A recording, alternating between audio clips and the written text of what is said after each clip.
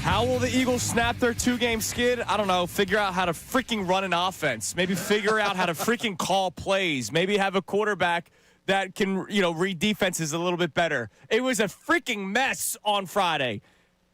24-15, the Chicago Bears come into your house and beat the crap out of you. Like, literally and physically, right? Because the defense, they don't really get to walk away untouched today.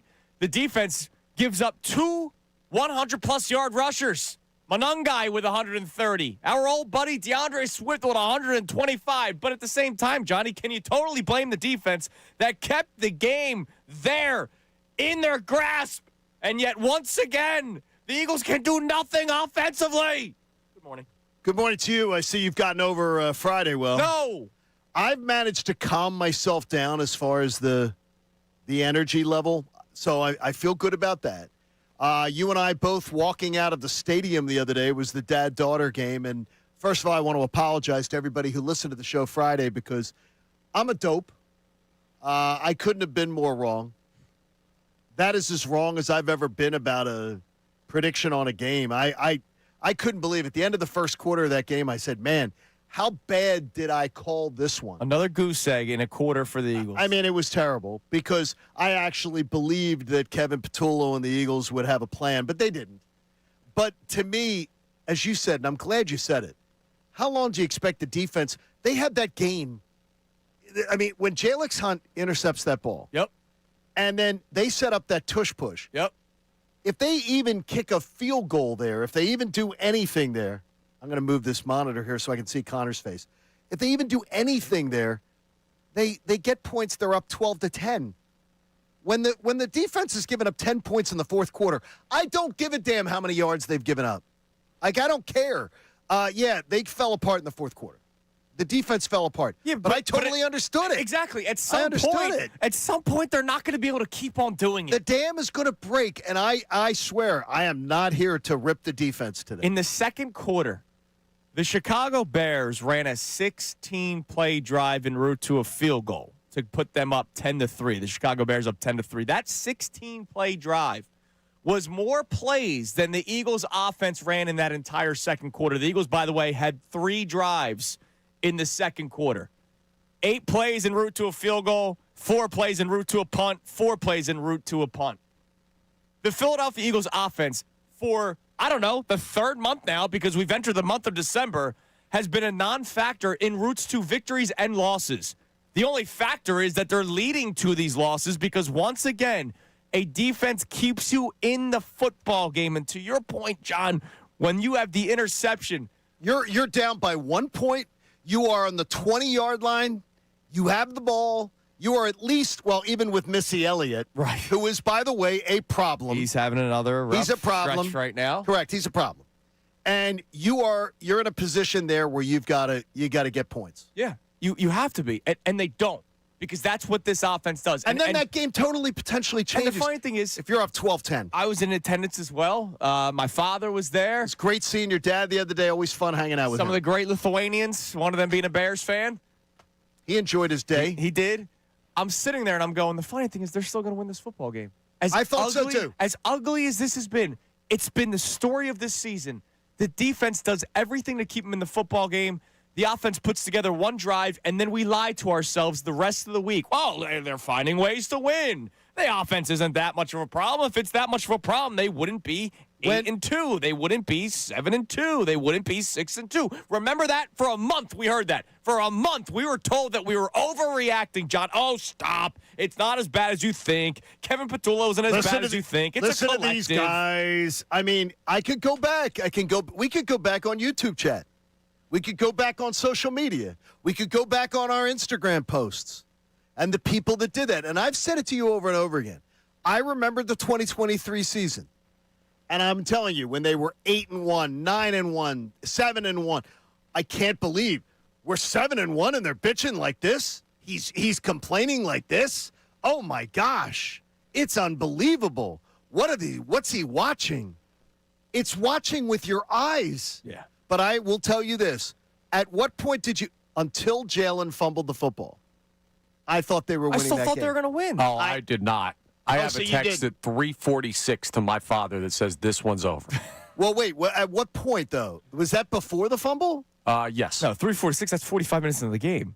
He was saying the game was over. They Really? were dead. They were dead. They just didn't have. You could watch, and I don't know what it felt like in the stadium. Oh, but, it was a but weird watching on day. TV, they looked exactly how they looked in the second half against Dallas, where they did not have a clue. Maybe one drive would be nice.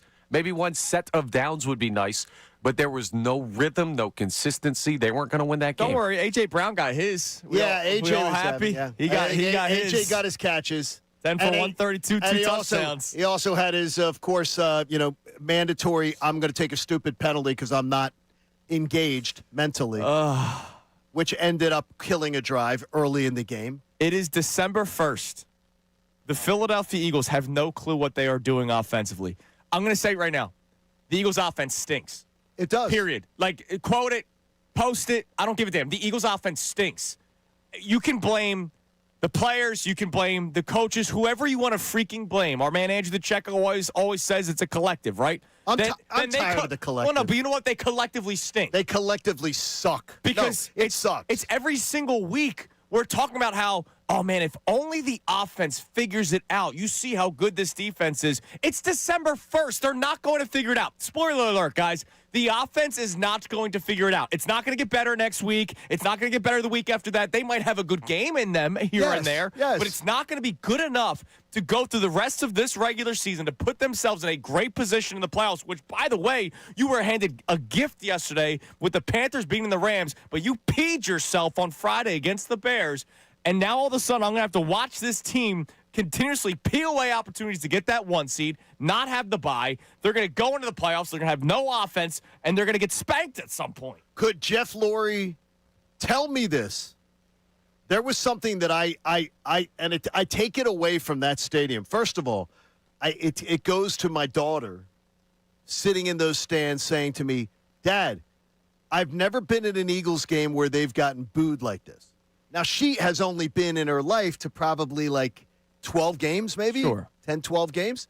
She says, I've never heard the Eagles getting booed like this at home. And they were booed from the first possession. Yeah.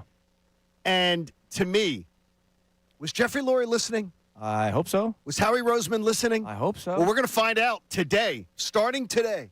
We're going to find out if they were listening. Because I am so tired of the apologists in the local media. The apologists who have told us, well, Kevin Patullo, it's not, you can't put it all on Kevin Patullo. You can't do that. Watch offenses across the NFL. Watch what happened the other day with Ben Johnson. And a lot of people like the get on the Ben Johnson, the boy genius stuff. Yeah. And I know you like to use that with guys like that. Well, guess what? The boy genius made the Eagles look like fools the other day. There was a drive where the Bears ran 3 or 4 plays, and I kept, it became a running joke where I was saying, the Eagles have never run that play. No. The Eagles have never run that play. No. The Eagles have never run that play. And it was over and over again, is if you can't look, and if you're, by the way, if you're a member of the Eagles media and you have been apologizing for Kevin Patullo and you watched what happened on Friday afternoon, the creativity of that offense that was run against Vic Fangio, one of the best defense coordinators in the game, and you're going to continue to say, well, the creativity is, it's a collective. No, it's not. And I know that's just Andrew's word. There's a lot of the writers have used different words. It's time to acknowledge it. This man is over his skis. I've been saying it since the summer. Yes, you have. That this was a bad thing. So, our question for you, have you reached panic mode? And panic mode is 2023. Or disgust mode. Well, I think we've all reached that. Panic mode is 2023, where you are now finally realizing that this team is just not good enough to get to what we all wanted them to get to. NFC Championship game, Super Bowl, whatever your expectations were. Have you reached panic mode? 610-632-0975. Now, coming up next, I said it exiting the stadium Friday. I will say it again, Johnny. Don't let anyone tell you that Kevin Patullo isn't a problem. Ugh. One future Hall of Famer saying it loud enough for everyone to hear. Hear that? And Nick Sirianni next here on 97.5 The Fanatic.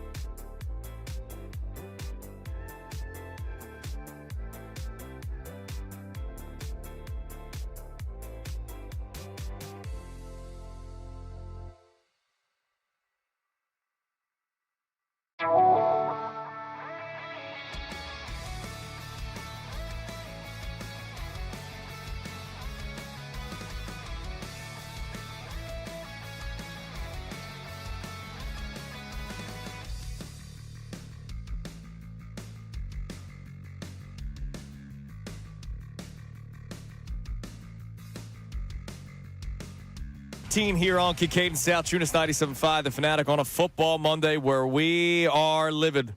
Brought to us by our friends at the local Bryant Home Comfort Team. Visit opayBryant.com to keep your HVAC in the starting line. I haven't gotten over it. You know what's funny is that you're much. I wondered. You want to know why? We don't talk about it.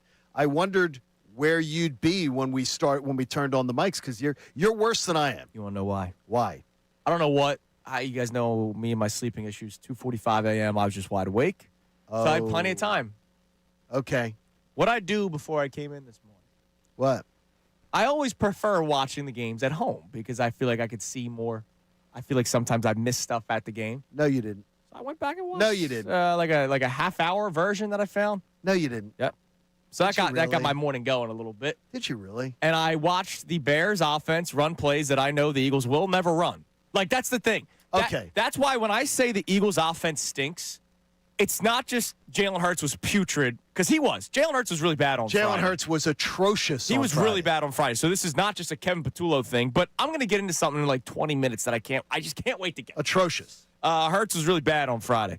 But I'm watching play designs and plays that are being run where I'm literally saying on an entire drive for the Bears, like not just one play, an entire drive for the Bears, I'm saying that play, that play, that play. On that 16-play drive, there was like 5 plays that the Eagles will just never run. That's the key.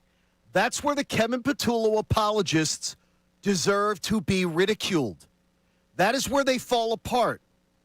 His play design is grade school. The Eagles' offense looks childish compared to these other teams. Go watch Jacksonville play. Go watch any one of these other teams. Watch a Sunday afternoon when the Eagles aren't playing. The Eagles' offense looks so rudimentary. And you watch the Bears the other day, it was beautiful to watch. That offense was beautiful. And for some reason, and I don't know why, the Eagles didn't react all day long, didn't understand how to react to the counter. They just kept doing the counter runs, and it was unbelievable. Yeah. It was unbelievable. I've never seen, but the Eagles defense, again, I'm not here to ridicule them. That was a 10-point game. Jalix Hunt intercepts that ball. You got the ball, you gave the ball back to the Eagles offense. They had the ball on the 20-yard line, and unbelievably, they cough it up. The Eagles defense did once again their job to keep you in a football game. Much and over. Like they did last week against the Dallas Cowboys, where you peed away a 21-point lead because you could do nothing again offensively in the second half. Here is future Hall of Fame cornerback Richard Sherman, who was a part of the Amazon Prime pre-halftime and post-game coverage because the game was on Prime on Friday. Here was Richard Sherman talking about the Eagles' defense, but then take a listen to what he says about the Eagles' offense. The halftime speech I'm giving on defense is you got to man up, you got to stand up. You got to, hey, this is a grown man game, and we're just getting manhandled. We got to change that. Offensively, you got to find something else. You got to put your glasses on, Sirianni, and maybe get your wand out and find you a new offensive coordinator, because right now, Kevin Patullo does not have the answers. He's shown incompetency over the last couple of games. We got to change that, baby. You need a little Wingardium Leviosa. Now, I don't, the Harry Potter reference, I appreciate. I didn't understand it, and it's funny, as I saw that clip, I did not understand it. What is that? It's just a spell. You don't have to worry about it. Okay. Basically, what he's saying is he's got to make a change. And he does. I mean, at this point, I'm going to ask this question now for anybody that is still being a Kevin Patullo apologist. Has it gotten remotely better? Like all season long? No, it's worse. It's gotten worse. It has gotten worse. By the way, since the self-scouting and the bye week, it's gotten worse. It's worse. The offense has gotten worse, which makes no sense. This is when they supposedly got under the hood and no one's more critical of ourselves than ourselves and all that nonsense. Well, Nick Sirianni after the game on Friday saying he ain't doing a damn thing. No, we're not changing the play caller. But we will evaluate everything, and that's what this weekend we'll have another little mini bye, and I think that's another short week, another short week that leads to a long weekend where we'll evaluate everything. We're going to evaluate everything, but we're not going to make any changes. That makes sense. And so it's another mini bye. Well, here's where that statement falls into. By the way, when I heard that clip, I said the BS word out loudly. Yeah. Because, so in other words, he's already made his decision before he's done the evaluation. But he's going to evaluate everything. So in other words, I'm going to cover the backside of my buddy that I put into the job. I'm going to cover his backside or I'm going to cover the fact that I put a man into a job who was not qualified for the job. Because if you're going to do evaluation, you don't make the the result is not decided before you do the evaluation. So in other words, the evaluation is just going to be another rubber stamp. Jeffrey Lurie, Howie Roseman. Yeah, they got to step in. We need you. They got to step in. Step in. Did you not watch 2023 go down the toilet? Did you not watch that team circle the drain? You're going to let that happen again? Come on. Have you reached panic mode? Come on. And panic mode, again, is 2023 all over again. You're seeing it with your own eyes. You might not want to believe it. You might want to ignore it like a lot of people have over the last couple of weeks. Oh, yeah. Even after wins. But this Eagles offense is so putrid. It stinks, period. It stinks. This Eagles offense stinks. It's not getting better, so you have to at least try to make a change, which is something I want to address coming up next, Johnny. Jalen Hurts deserves a ton of blame for Friday. Absolutely For does. Friday, he bad. does. Yes, he was terrible. And he's already gotten it in 20 minutes on the show, and he'll continue to get it throughout the course of the show today. But I also have to say something to anyone that is trying to take blame away from Patullo because of Hurts. I'll explain more coming up next, and we'll discuss how enough is enough here on Kincade Salciunas 97.5 The Fanatic. I'm going to tell you this. When you're in business for almost 40 years, that means you have staying power. That means you're specializing in retirement and financial planning like Dan White and Associates, and you've given people proven results. You have understood that each client has unique needs. You've addressed them individually. You understand that people like John Kincade, who are more close to retirement, want to have that retirement plan stress tested, want to know that they've made the right decisions, want to know that they can create income in retirement that supports the lifestyle that they want to live. Or you take young families and you help them figure out, let's set up the financial guardrails that create a good financial plan for us so we know that as we generate income throughout our life, we're saving enough, we're doing proper things with our 401ks, we are making sure that we're planning for the future. They offer these educational seminars throughout Pennsylvania, Delaware, and Maryland with Dan White and Associates, where you can go, and I say be a passive listener. You can just go and you can get educated, and if you want to ask questions, you can. But I guarantee you, you're going to want to then have the complimentary no-risk consultation in the office with their team. They're so cool. They're so easy to listen to, and they're so interesting to have a conversation with because they will treat each case differently. They're great, great people. I love them. I enjoy dealing with them, and I can tell you, you will too. Go visit danwhiteandassociates.com on the web. Set up your complimentary no-risk consultation. It's worth having a conversation that can sometimes be awkward about money. danwhiteandassociates.com. Now on 97.5 The Fanatic Sports Update. The Eagles slide continues. I'm Connor Thomas, and the Eagles, well, their two-game losing streak feels a lot longer, and it came at a bad point of the year as they dropped Friday's game to the Chicago Bears. It was an embarrassing effort by the Birds, only putting up 15 points on offense. They still hold the 3 seed, but with the offense still struggling mightily, the concern is growing for where the Eagles season is headed. So our change is coming. Nick Sirianni talked after the game about the offensive play calling duties. No, we're not changing the play caller, but we will evaluate everything, and that's what this weekend we'll have another little mini bye, and I think that's another short week that leads to a long weekend where we'll evaluate everything. As you heard Coach say, the Eagles do have a bit of extra time to figure it out on a long week. They play the Chargers in L.A. on Monday night. Sixers lost to the Hawks 142-134 in double overtime last night. Tyrese Maxey missed 2 costly free throws at the end of the first overtime, but did have 44 in the game. Joel Embiid made his return to play. He had 18 points in 30 minutes. The Sixers are off tonight. Flyers took down the Devils on Saturday, extending their record to 14-7-3. They take on the Penguins tonight at home, a 7 p.m. puck drop. You can hear that game live here on The Fanatic.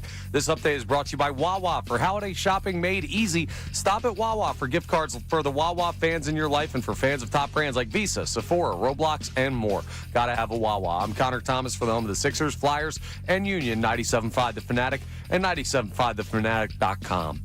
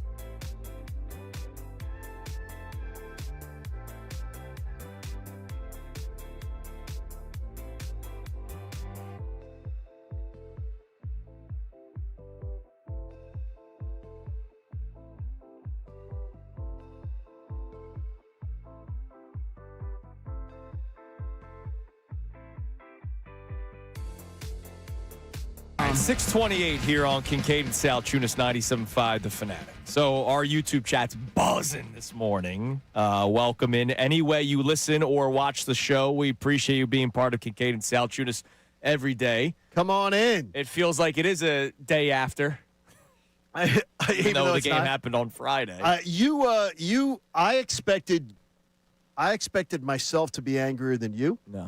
No, you're worse than me today. I think it's because I rewatched. Well, see, that's part of it, I think, too. By the way, I just want to give one shout out to John from the YouTube community. Oh, nice. John is part of our YouTube community every day. I met John the other night at Appetites on Main down in Exton. Like that. And he says he's part every single day, watches on YouTube. Shout out he said he disagrees with everything that comes out of my mouth, but he loves listening to the show and watching the show every day on YouTube. Oh, and I said, well, then that's the best scenario of all. That's a good thing. I said, even though I'm an idiot, it doesn't run him off. So he was laughing and had a good time. It was good to see him. Grab that when he called himself an idiot, please. Yes, Connor, it's good. Oh, well, no. He's done that before. Connor, you want to Connor, I'll give you a better one to catch up. I'm an absolute moron and dope for the way I was so chesty on Friday. Double-digit victory. I apologize because I knew it from the end of the first quarter on Friday that was a disaster. And for me to have and I'm not putting it on anybody else because, I mean, it's like I'm not going to now make it a backhanded. I should never have watched this Eagles team all year and been that chesty, that confident. I don't know how Vegas was that chesty and that confident. Because I think they got suckered in like 7-point favorites. They got suckered in like me saying the Eagles they got to figure this out, right? No. No, but I think that's what they were saying. I know, and that's what I said the week before against the Cowboys. When we gave our predictions on the Friday before the Eagles-Cowboys game, my prediction was 24-20 Eagles. Right. Why? Because they have to. That was my reasoning. There was no logic. There was no X's and O's. It was just because they got to win, right? Like, well, they're going to figure this out, right? Yeah, like the offense is going to put up points against this bad Cowboys defense, right? They're going to figure this out. That was my logic. Well, you know what, though? It's like when Vegas tells you that's what should be logical. Unfortunately, and look at right now. If anyone in the world told you that the Bears on December 1st would be sitting with the 1 seed. That's the new spin. It's crazy town, man. It is crazy. That's the new spin. The Eagles lost to the 1-seeded Bears. Is that the spin? That's the new spin. Yeah, it's great. All right, so I want to address something because on our YouTube chat, there's a lot of debate going on right now. You know, Patullo, Sirianni's sort of overall belief of how an offense should be run. You know, trying to put it that way, passive, and all that, and Hurts, and how this could be a Hurts problem. So once more, okay, before I get into this, we all agreed Jalen Hurts was putrid on Friday. Like, he was abysmal. It was one of the worst games I've ever seen him play. He was really bad on Friday. He got clearly outgunned by Caleb Williams in his own building. And Caleb Williams was terrible. Yeah. Caleb Williams was terrible. And the Eagles' Friday. defense was really good until they couldn't keep doing it drive after drive. So Jalen Hurts was bad on Friday. We are all in agreement here. But I have to ask this question because as I've been saying a lot this year, okay, right, I've never really hid from my belief that I think there are certain limitations to Jalen Hurts' game. There's a reason why I would never put him in the top 4 conversation. Yeah, we never did. Right? It's Allen, Burrow, Lamar, Mahomes, despite him beating those players, winning a Super Bowl, all that kind of stuff, right? It's just the way he plays quarterback. I believe there are limitations to his game.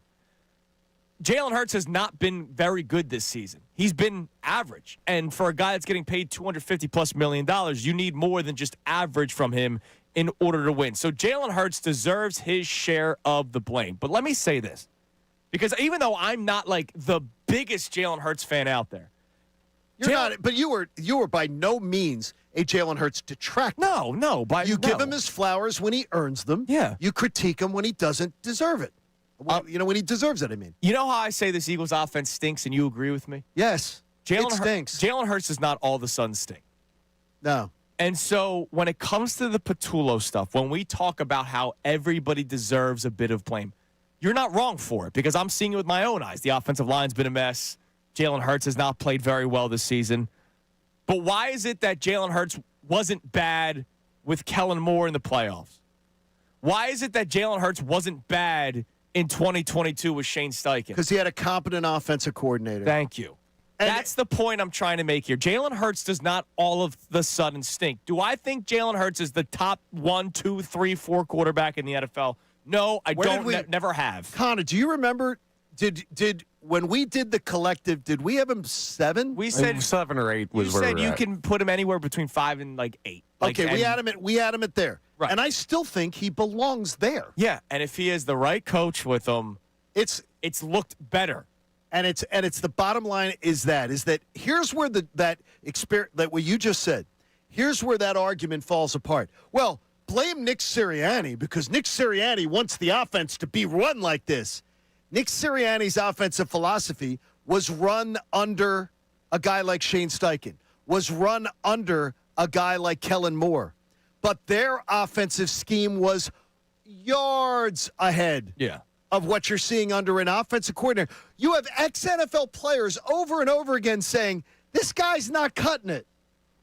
And Nick Sirianni is arrogant enough to stand behind a microphone at the end of a game and just be like, We're not making "Nope, any changes. We're not making any We're changes. going to evaluate everything, but we're not making any changes. And we're going to evaluate, but I've already made the decision that we're not changing anything. So in other words, Nick, you're not evaluating anything. Yeah.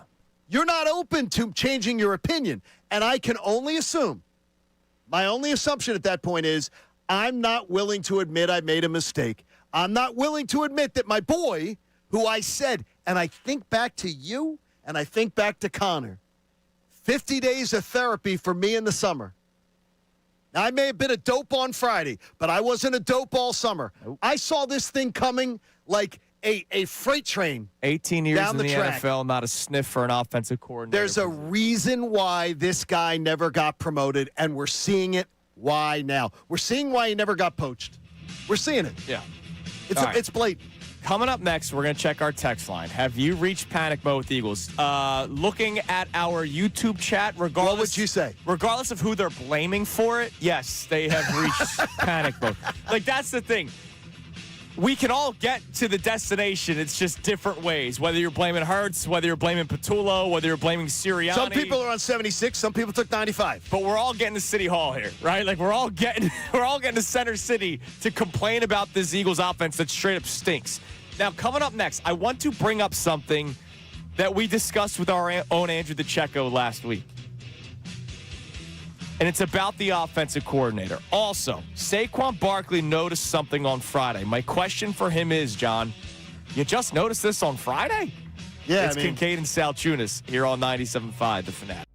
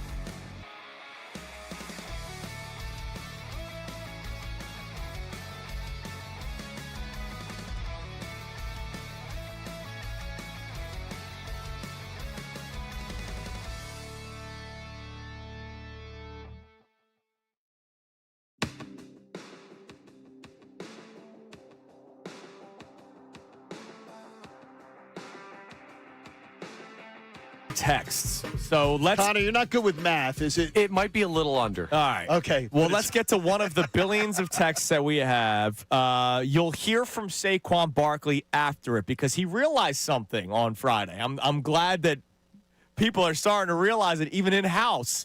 But what do we have on the text line? Our question for you, have you officially reached panic mode? And panic mode is 2023.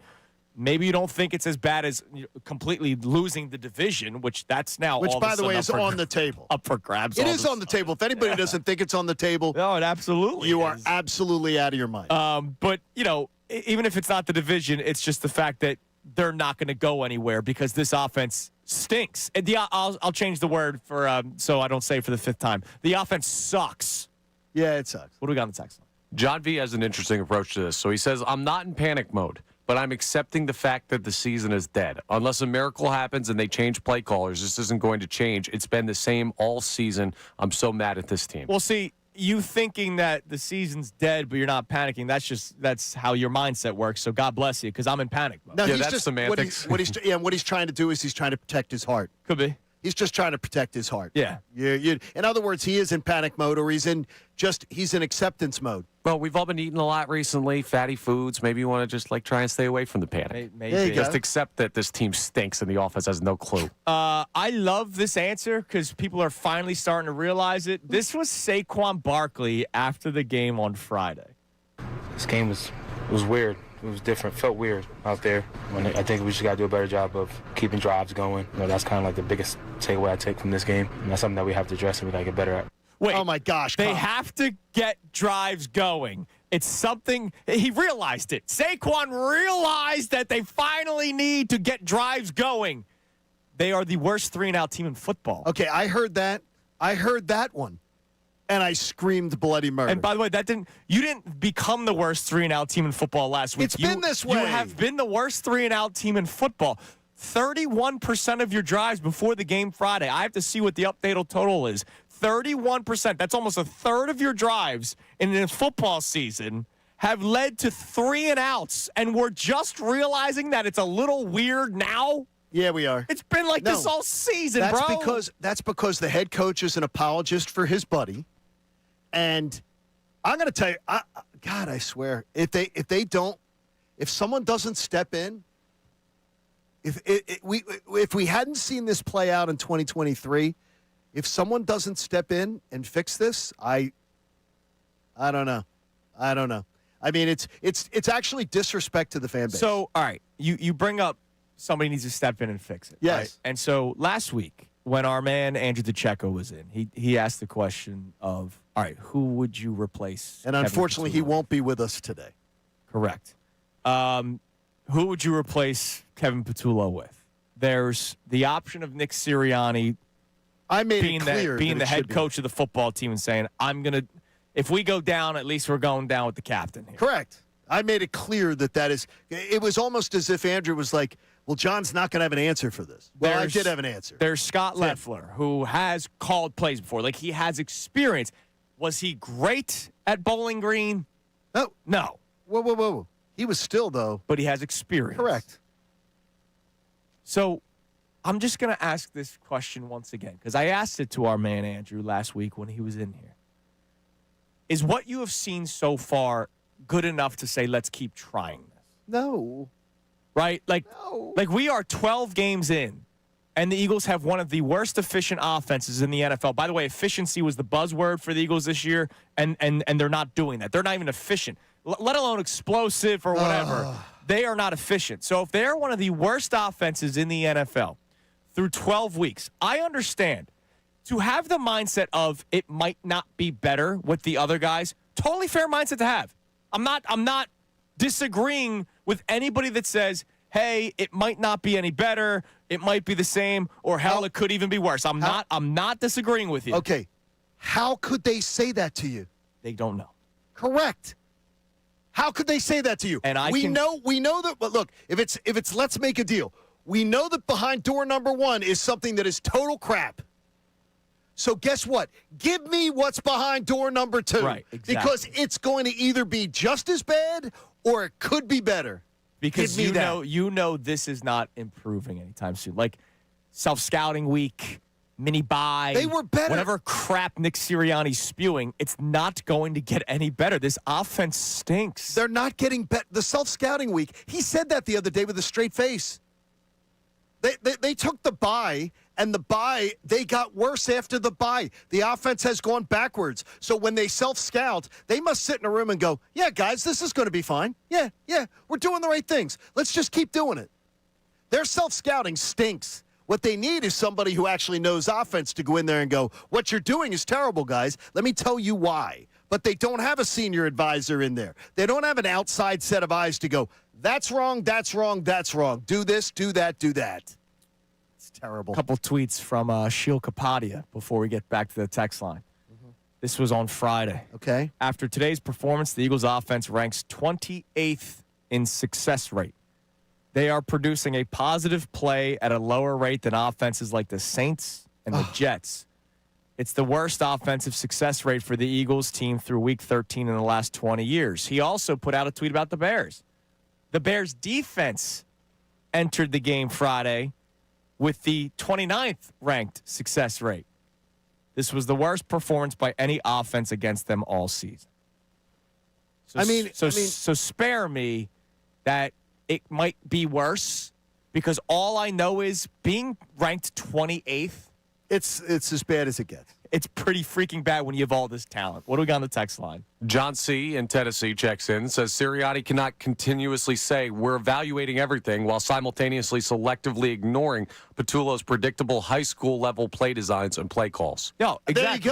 There you go. Good job. Like, you can't say, no, we're not changing play caller, but we're going to evaluate everything. And when you go in and say, we're going to evaluate everything, but I've already made the decision, we're not changing play caller. So in other words, I've already made a decision, so my evaluation process is already going to be, I've made a decision, so I'm going to work backwards. That's freaking terrible. Yeah. That's so unacceptable. What else we got?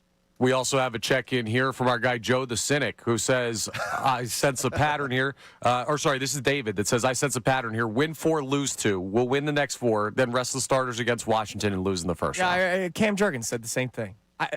I'm so tired of that, too. Yeah, I'm done. Well, no, David's saying lose in the first round. He's going tongue-in-cheek. Yeah, thank you, David. I saw Cam Jurgens say that the other day, and you know what it reminds me of?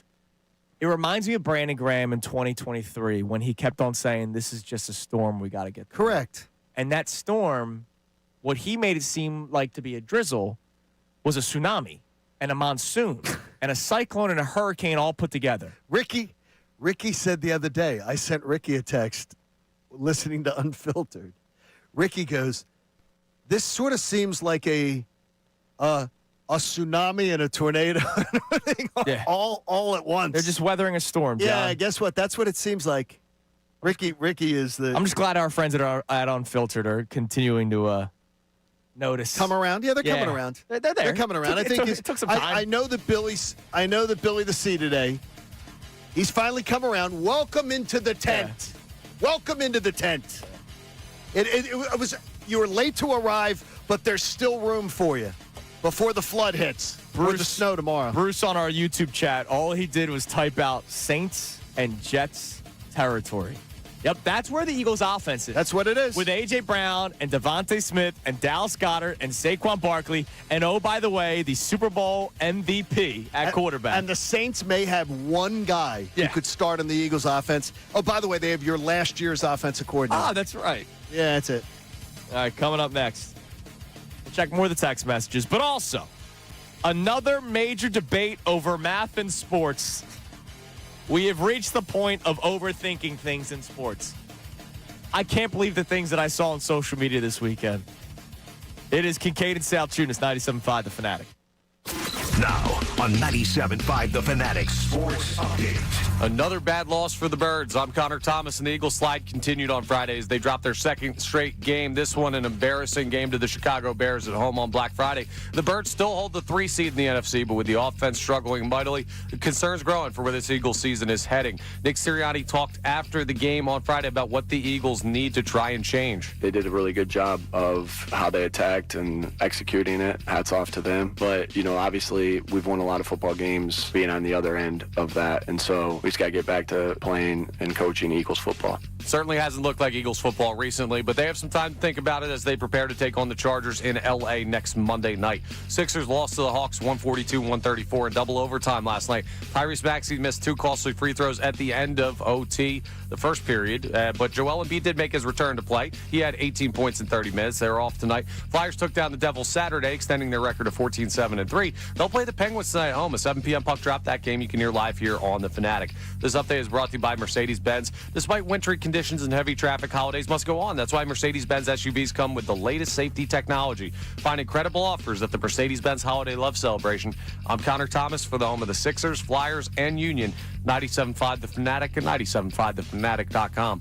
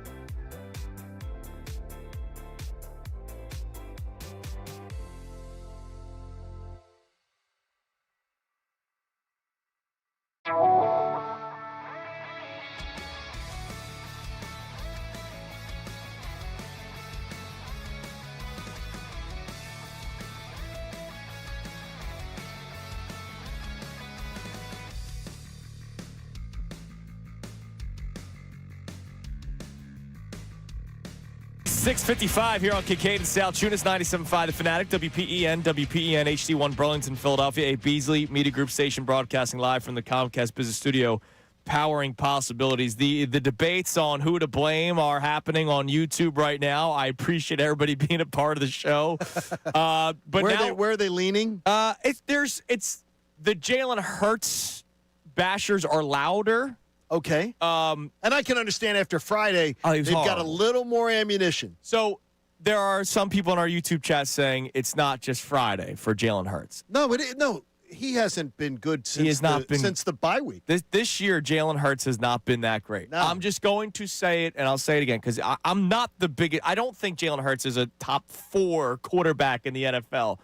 But you can't tell me that he looks just as good as last year or just as bad as last year. He looked better last year, even in the games where he would only throw the ball 15 to 20 times. Sure. He was more efficient. There is something with this coordinator where the two of them have some sort of disconnect where it is not working. Nick Sirianni will be the first person to tell you that we got to put them in the best position possible. Other coordinators have been able to put Jalen Hurts in a better position. Fair. Even if it's been to try to get away from some of his shortcomings. Those coaches have been able to do it. This guy has not been able to do it. And that's why he cannot return as the offensive coordinator next year. You're going to have to try to find another guy that works well with Jalen Hurts. And honestly, you probably should not wait until after the first week of February or whenever the Eagles get eliminated. Well, you heard Nick Sirianni. We're not making any changes. I hope that Jeffrey Lurie was listening to that. I hope so. Howie Roseman was listening to that. That is so arrogant. It's Doug Peterson all over again, It's dude. such arrogance. It's Doug P. with Press. Press Taylor. And Mike Rowe, his guys. Who, by the way, Press Taylor cost him his job twice. Yeah. In Jacksonville. Amazing, isn't it? He lost his job because of Did the Press same Taylor. thing. It's unbelievable. All right. The other thing to debate. So our question for you, our first one, is whether or not you've reached panic mode with the Philadelphia Eagles.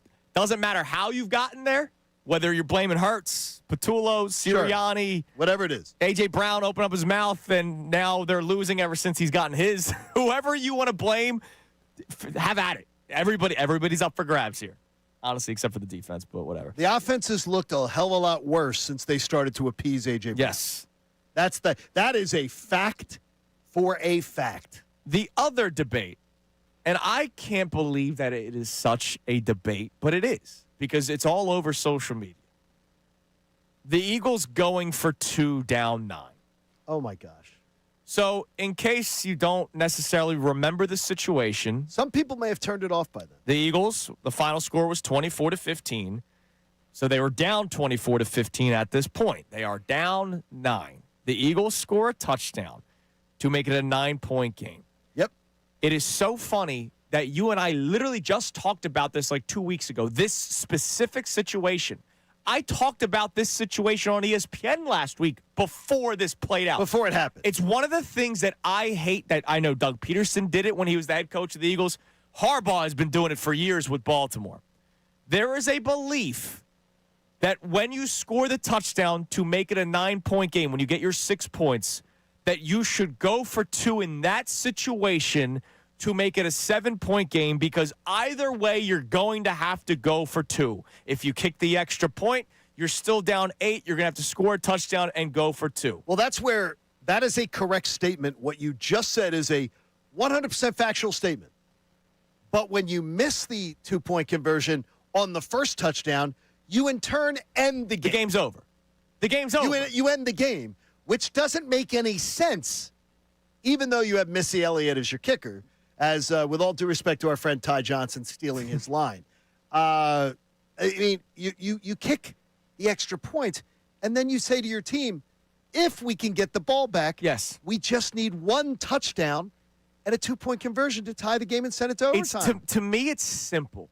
And It I is understand that there are computers and calculators and what do you call them, Melvin and Belvin, that will do the math, and there is a percentage increase if you get the 2-point conversion the first time around because you'll have more time left on the clock. Do you know what the record is of teams that have ever done that? I do not know it. 1-21. How about that? So you know what? There is no facts to back up this argument. Yeah. 1 1-21. Anyone who has ever done this is 1-21. So stop it. Yeah. Stop it. Just- There's no facts to back up this argument. Just last week, the Lions It's on, so dumb. on Thanksgiving. If they kick a field goal, you're down 7. Correct. Or you go for it on 4th down to try to get a first down and later score a touchdown, and then you're only down 3. I get it. You'd rather be down 3 than 7. Duh. We all agree it. Did you just say duh? Yes. I love that. But what people don't put into these mathematical equations is what if it doesn't work? Yes. And so the Eagles don't get the 2-point conversion. And you know what never goes into analytics? And it's something that bothers me, and it's all sports. It's not just a football thing. I see it in baseball, too. Like baseball, a guy could go 10 for 10 in a 3-game stretch, but he's going up against a pitcher that mathematically is not good for him. So the computer does not take into account that the guy's 10 for his last 10. That is correct. It does not take into account hot streaks. It does That not is take into correct. account the guy's seeing the ball well. It doesn't take into account the 57 minutes of the game that you are watching, where the Bears, where was anything that you would say, if we miss this 2-point conversion, we're going to stop the Bears twice. You haven't stopped the Bears all day. So why do you think you're going to stop them twice, let alone do we want to have to stop them once or do we want to have to stop them twice? Right. It is ignorant. It's also like It is ignorant. Vibe's just the word that's coming to my mind, but the momentum, whatever you want to call it. Like, imagine being a player on defense. All right? Your team just scores a touchdown. You're sitting on the sideline going, all right, now we just need that one stop. Get the extra point. We just need that one stop. And then you see them go for 2 and not get it. Do you know how deflating that is for everybody? Did you hear the audio, by the way? And I give the legend himself, Merrill Reese, a lot of credit. I heard the audio that somebody clipped of Merrill and Mike, of them on the broadcast. So obviously we can't play it for you because that is another radio station's property. Merrill and Mike talking, and Merrill goes, "Why are they doing this?" And Mike goes, "I don't know why." Because and the then math. he says, "Oh boy!" After they miss it, he goes, "Could someone just put us out of our misery here?" And he's like, They were like, "What? Like, what's going on?" He goes, "Well, he's going to be asked this question 50 times." And here was his answer on the 2-point conversion attempt that ended up being the 9-point deficit that you had in which you lost to. We had to get a 2-point conversion at one point. I've done a lot of studies on that in my notes. Down 9, I'm always going to go for 2 in that scenario. So I followed the plan that, again, I don't try to wing anything in the situational football. That's what I wanted to do. That's in my notes from my studies in the past, and that's what we did. Now, the thought behind it is, you want to know exactly what you need right there. As far as if you go down 7, then obviously it's a 1-score game. If you go down 8, I know it's a 1-score game as well. But yeah, that's what we do in that scenario. I'll always go back and look and reconsider things. Had 3 timeouts there to be able to potentially kick it deep there. We did get it. Obviously we didn't in that particular case, but at some point you're going to need it, and I always want to know early what I need going forward. My studies. What studies? Is this Harvard? What Is this Brown? What did you not know in your Division III math? What the hell do you not know with the math? And more importantly, Hey, some Division III guys know math. what did he not know? Connor Not always me. says his math sucks. What did you not know about the fact is the 57 minutes of that game that you had watched, Nick Sirianni? What did you think? All of a sudden, we have a chance to not only... Do you think you can get the ball back from the Bears twice? More likely than you can get the ball back from the Bears once? Well, his studies didn't take into account the game that was being played on that day. See, I didn't really have an issue with the decision to go for 2 there. Why? They scored 15 points in the game, right? Okay. They scored on that drive. That's about as hot as the Eagles' offense. Once you actually touch the end zone, like the painted area of the field that gives you 6 points, that is as hot as the Eagles' offense is going to look. So when we talk about the momentum of the situation, it's been so long since they've really even been able to score. Let me ask you something. Yeah, go ahead. All right. It's Game 7 of a World Series. Would you rather go down with Bryce Harper swinging the bat or Jake Cave? swinging the bat. We've Bryce seen, by the way, Harper. we've seen that. But what does that have to do with this? Your offense is supposed to be the better side of the ball, right? It's all the Supposed to be. talent in the world. They have all this money allocated to it. I'd rather go down if it gets to a touchdown and I need a 2-point conversion with 0 seconds left on the clock. I want it to go down at that point. I don't want it to go down potentially with a minute and a half left or however much time was left on the clock because his studies told him that you'd rather be down 7 instead of potentially 9. Yeah. Because that comes into play, right? His studies, his mathematical analysis has to also take into account if we don't convert here, it's over. We're But- down 2 Okay, scores. slow down. You needed it at some point anyway. You were going to have to get the 2-point conversion. The offense is not the only side that could score. You never know. Defensive score, special team score, something like that. But if you believe that this is the best your offense has looked all day, which is a very low bar, you trust that. Now, I hate his answer because I don't like that in every situation where it's the 9-point thing, he's going to do that because I think it should be based on momentum. And I think there's an argument that was the most momentum the Eagles had in that game was when A.J. scored that touchdown there. But I have no issue with them going for it there. He had such gobbledygook. The answer was gobbledygook because he's saying, in my studies. His studies were done in a perfectly air-conditioned office, probably in the off-season when he's looking in a room where there's no emotion. Right. Well, he's just looking at talking it. about the numbers. He's looking at numbers And that's that my did problem. not take into account the game that was being played that day. He is freaking Edward Scissorhands when it comes to the feel of a game. My problem with the He numbers. has no feel for a game, the and neither numbers does his thing OC. Is that's what they can always go to. The numbers? And it's not just football. Well, no. It's The numbers baseball, are 1 and 21. It's basketball. Wait, I wonder, Nick, did you know that number? It never works. This doesn't work. So why do you keep pointing to numbers? Did you do that number in your study? All right, so here's the deal. For Coming God's up sakes. next, I want some immediate reaction on this because social media. Terrible. You and me, John, we walk arm in arm. That going for it there is stupid because what if you don't get it? Hey, they didn't get it. Now all the momentum in the world is gone. Yep. I want immediate reaction coming up next. Whether you want to text in or call in YouTube, you guys can as well. It's 610-632-0975. Can I get immediate reaction on whether or not you like the decision to go for 2? And if your response is, well, you just don't know football, because I saw that on social media a lot, it tells me you have no real argument. Are you pro 2-point conversion in that situation down 9? It's Kincade and Salciunas, 97.5 The Fanatic.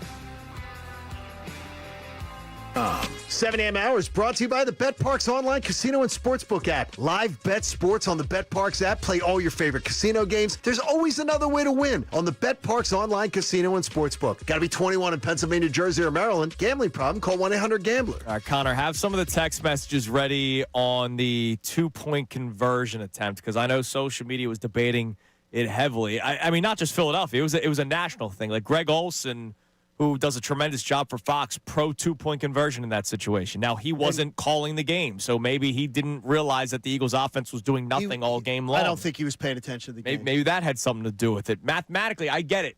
You want to tell me all the math in the world. The percentage chance of us winning increases when we're down 7 versus 8. Wow, that's great math. I understand. No. 7 is less than 8. Awesome. No, Greg Olson, again, point.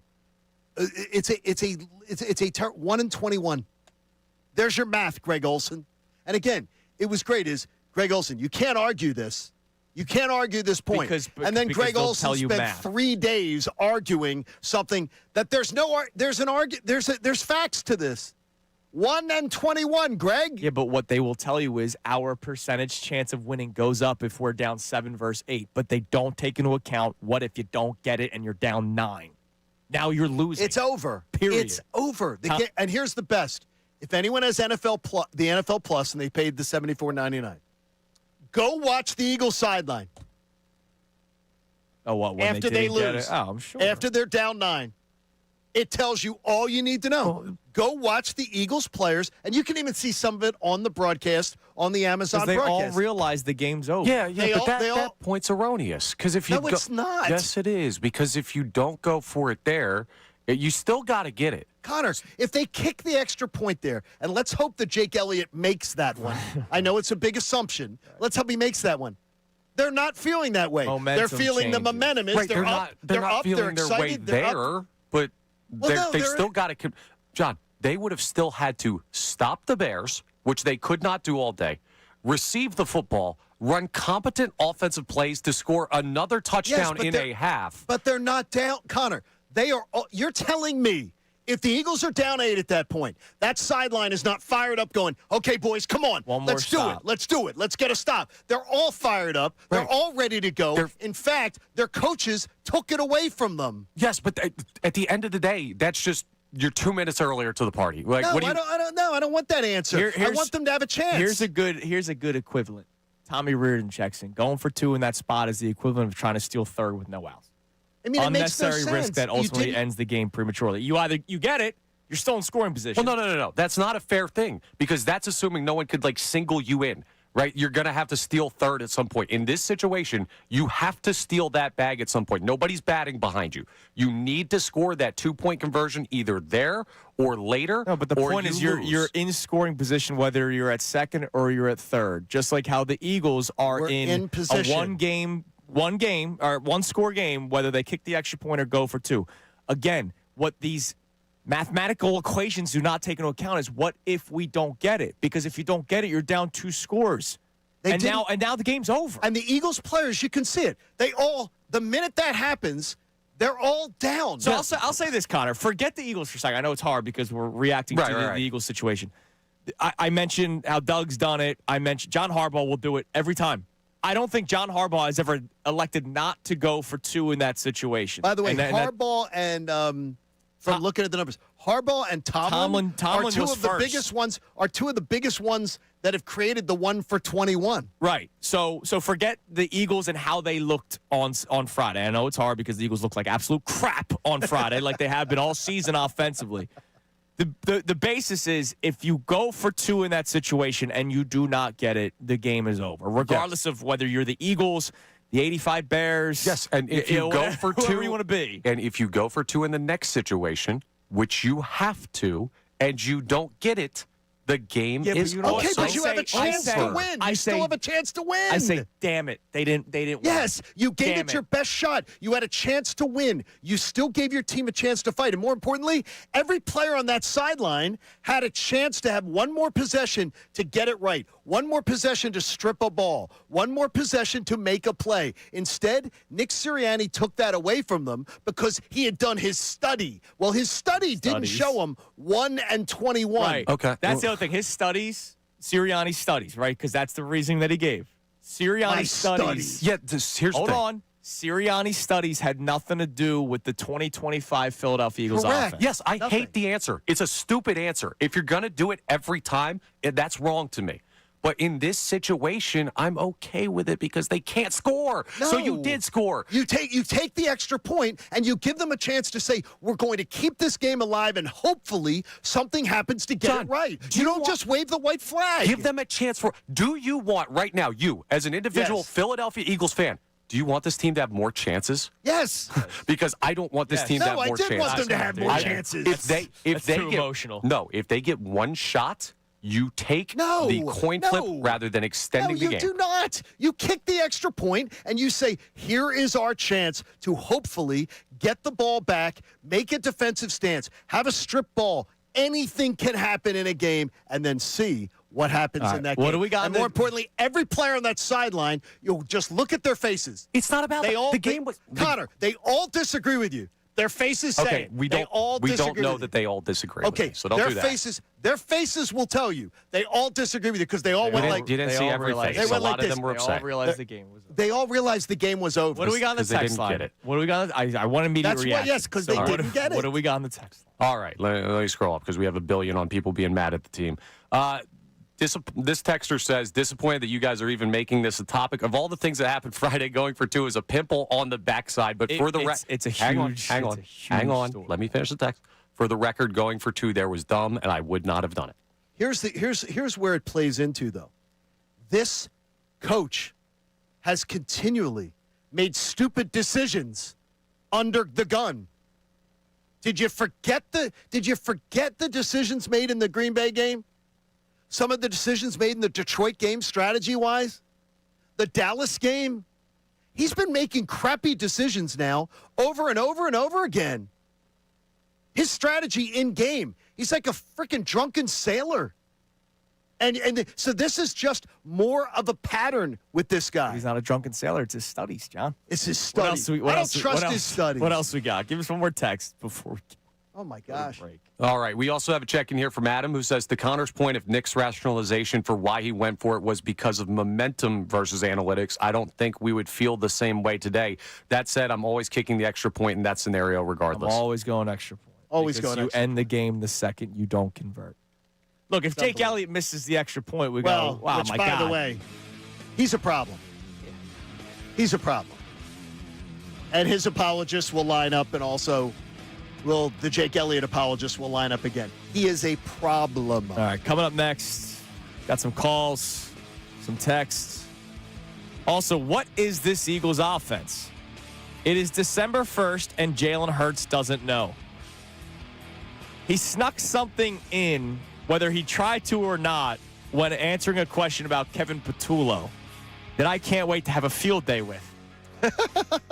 You'll also get John Kincaid's 3 observations from the rest of the NFL. It is Kincade and Salciunas, 97.5 The Fanatic. Now on 97.5 The Fanatic Sports Update. Not changing play callers. I'm Connor Thomas, and the Eagles slide continued on Friday as they dropped an embarrassing game to the Chicago Bears. The Birds still hold the 3 seed, but with the offense still struggling mightily, the concern is growing for where the Eagles season is headed. So are changes coming? Well, Nick Sirianni talked after the game about the offensive play calling duties. No, we're not changing the play caller, but we will evaluate everything, and that's what this weekend we'll have another little mini bye, and I think that's another short week that leads to a long weekend where we'll evaluate everything. As you heard Coach say, the Eagles have a bit of extra time to figure it out on a long week. They play the Chargers in L.A. next Monday night. Sixers fell to the Hawks 142-134 in double overtime last night. Tyrese Maxey missed 2 costly free throws at the end of the first overtime. He did have 44 in the game, so it's tough to fault him. Joel Embiid made his return to play. He had 18 points in 30 minutes. They're off tonight. The Flyers took down the Devils Saturday, extending their record to 14-7-3. They take on the Penguins tonight at home. A 7 p.m. puck drop. You can get that game live here on The Fanatic. This update is brought to you by try O'Keefe's Working Hands Hand Cream. Cold weather wearing on your hands? Try O'Keefe's Working Hands. You'll see visible results in one use and guaranteed relief for dry, cracked hands. O'Keefe's Working Hands, America's #1 hand cream.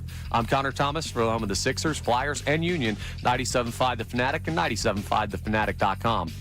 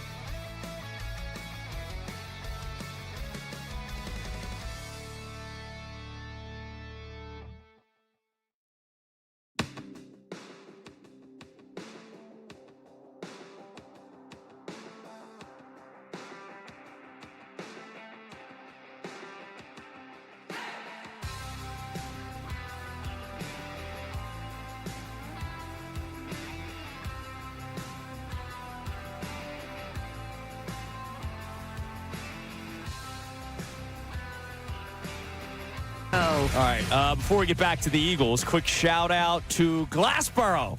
Glassboro High, Johnny, your Group 1 state champions for the second straight year.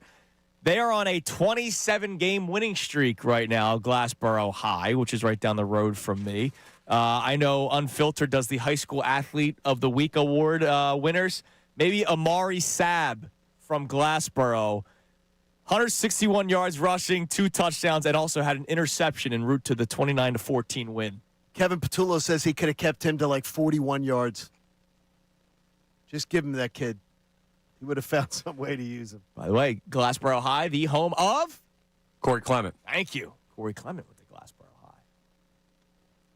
Good, that's good high school Super Bowl knowledge. legend. That's good high school knowledge. Come on, bro. I know Jersey. All right. Before we get back to our texts and calls and before John gives us 3 observations from the rest of the NFL, I just want to play this clip for you. So a lot of the press conferences were about Patullo. You know, Nick, you going to change play callers? No, I'm not going to change play callers. My studies tell me this is the right move. Oh, yes, I've done my studies. A.J. Brown thought it was a crazy question. Jalen Hurts said no.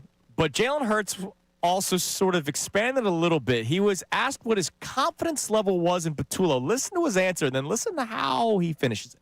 Yeah, I got confidence in him. I got confidence in this team. I got confidence in us when we're collaborative. I got a lot of confidence when we have an identity. So I think that's the first thing that we got to establish that we've talked about. It's December 1st. Did you hear what he just said? We have to still establish our identity. Oh, my gosh. It is December 1st. They say the same things over and over again, and nothing ever changes. We don't know what the Eagles' identity is 12 weeks in? Oh, I do. What, that the offense stinks? You know what? What's that stuff you buy? Ball and basket. Yeah. It's not It's bland. that. No, it is. It's bland. It's Dude, bland. those potatoes I made yesterday. I sent you a photo. They're freaking delicious. I'm eating Jif peanut butter. You're eating the bowl and basket. And it's still delicious. You're eating that. You're eating Still the generic delicious. brand. I'm eating the good Jif. Nah, it's still good. There you go. But no, it's a joke. We're 12 weeks in. We're still trying to figure out what the identity is. Let's go to Michael in Yardley. What's up, Coach Mike? How you doing, brother? I'd be better if we were looking at a win this Monday, but I don't know, guys. Well, going back to the whole thing on the 2-point conversion, down 9, John, I agree with you 100%. I'm tired of the analytics. As a defensive player, what you said about the morale on the sideline is 100% true.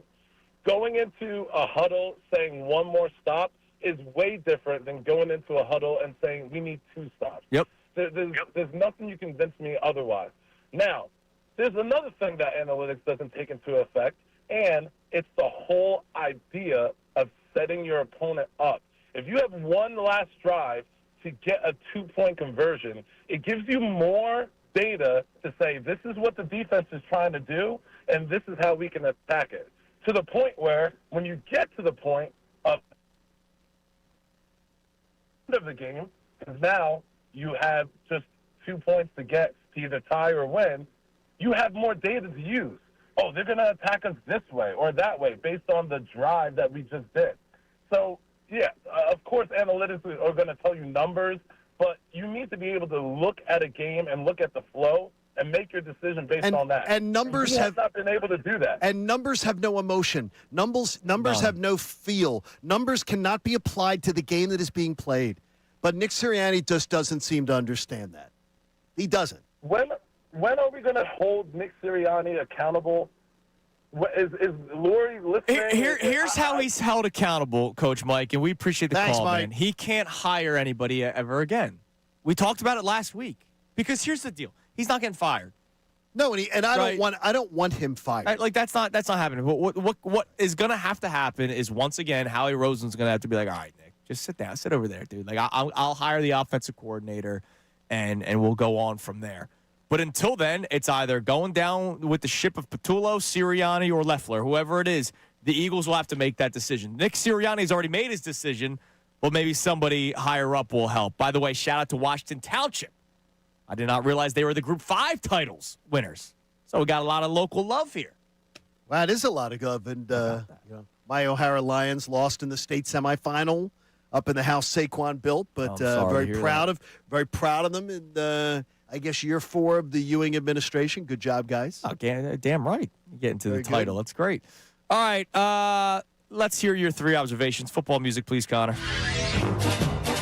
Man, we can talk about some other things that we saw yesterday. One of the things we saw is that there's a few things. Is that the Dallas Cowboys are very much alive for the division title, but they're not alive for the playoffs in general. They're going to have to get in as the NFC East champions because they're not getting in as a wild card. They're 6-5-1 right now, and the last wild card right now is sitting there at 8-3-1. Yeah. They're not getting in as a wild card. They're going to have to get in as the division champions, which means the only way Dallas is going to the playoffs is as if this is a monumental choke job by the Eagles, who have a magic number of 4 with 5 games to play. Oh, by the way, a race that I had already declared over 3 weeks ago. Well, you don't have to go that far back to see it collapse like that before with the Eagles. I just want to give you that one. Yes, the Eagles, though, still sitting in fine position there. There is an interesting thing. The Carolina Panthers, and I've been telling you all along, I believed in the Panthers. Hopefully people took notice yesterday. The Panthers are a dangerous young team. They're not a great game. They're not a great stop. They are a dangerous young team on the rise. And what they showed yesterday is the Rams are always aggressive. And the Rams in that aggressiveness yesterday, I think they were playing too fast at the end of that game. And by playing too aggressive at the end, I think they actually cost themselves by Matthew Stafford getting stripped there at the end. Now, some people applaud the aggressiveness. I actually think at that point, Sean McVay sometimes doesn't have a feel for when to dial it back, or he goes into a shell too early. Like he did against the Eagles this year. I'm not worried about the Eagles going to L.A. if they have to try to win a playoff game. I think they have a good chance to win that game. What, 17-14? I'm worried about them going to Glassboro to win a playoff game. Hey, they've already beaten the Rams once. It took a miracle to do it, but I absolutely believe. Let me ask you something. Yes. How many points they've scored to win that game? 33? Was it? I think it was like 33. Do you see the Eagles? I don't think they'd have score a 30-point game. I don't think they'd have to. On. They have 5 regular season games left. Yes. Do the Eagles reach 30 points in any of them? Yes, 2 of them. At least. How about this? At least 2 of them. Two of them. Now, remember, this is the same moron who told you Friday was Are you watching the games on Fox or on Madden? Well, believe me. I'm trying to figure out what feed you have. Well, it's terrible. It's absolutely terrible. And I would just tell you this to watch for. The Seattle Seahawks, who, again, people have continued to poo-poo. Yeah, they're not. Don't worry about the Seahawks. Yeah, they're real. And the Seattle Seahawks defense is also a major problem. The Seahawks are going to be there as the top wild card, it would appear. So whoever is that 4 seed, and it looks like it's going to be the Buccaneers, because the Eagles should be able to stay ahead of them. They're a game and a half ahead of them with 5 to play. The Buccaneers' schedule is very easy. Stay ahead of the Bucs because you don't want to face the Seahawks in that first playoff game because the Seahawks are built to travel. They can win at home. They can win on the road. Be careful of Seattle. All right, couple things to your observations. Panthers, Bucks, still have to play each other twice. So that division's going to – I would expect that to be a split just to – Yeah. But that division's still for grabs. The other thing, Seahawks defense is legit. I'm not disagreeing with you. But that Max Brosmer might stink. Might stink? He was horrible. That pick 6 that he threw. Oh, my gosh. He's fallen down. He's just like, let me just throw this ball in the air because it was 4th down, so he didn't want to give up. He didn't want to give up the down. But what he did not realize was he should have given up the down instead of giving up 7 points. There is Kevin O'Connell is a hell of a coach in Minnesota. Hell of a coach. There was a severe miscalculation. They made a miscalculation on letting the quarterback walk out the door. They made a big mistake. All right, somebody wants to make a bet with you. What's that? Kay Laufrens. Hi, Kay. Or Claufrens. I don't know if it's Claufrens or Kay Laufrens. We'll try it now. What is it? Make Kincade wear the rainbow propeller hat. No way the Eagles score 30 in any game. Okay. Oh, yeah, I'm in. Any game. I'm in. Yeah, absolutely. So if the Eagles score 30 points in one game, you do not have to wear the hat. What did they have to do? Claufrens, it's just a hat. Just no, he's got to pay up something. Well, they got to pay up something. charity, something. Well, Okay. something, yeah, something. But the hat, it's still in the locker. Maybe, how about this? 25 to AACR. All right. Name your terms. Let's see if we agree with that. I'll wear the hat the whole show. 25 to AACR. Eagles must score 30 In one one of the game. 5 remaining games. Yep. I'm even believing that Kevin Patullo could dumb his way to getting 30 points. Is it under Patullo? What if they make a change? Oh, no. No. Well, then I'm absolutely going to be a winner. Or does the bet get voided? No. Yeah, they might want that. I'm all in on that one. All right, coming up next, Jalen Hurts still doesn't know what the identity of the offense is. I'll play that clip again for you coming up next because it's amazing to me how it's December 1st and we don't know what the identity of the offense is yet. Can we drop that talking point, please, Jalen? I'm going to ask a question I asked last week to Dave Zangaro. I wonder if I asked him again what his answer would be. It's Kincade and Salciunas, 97.5.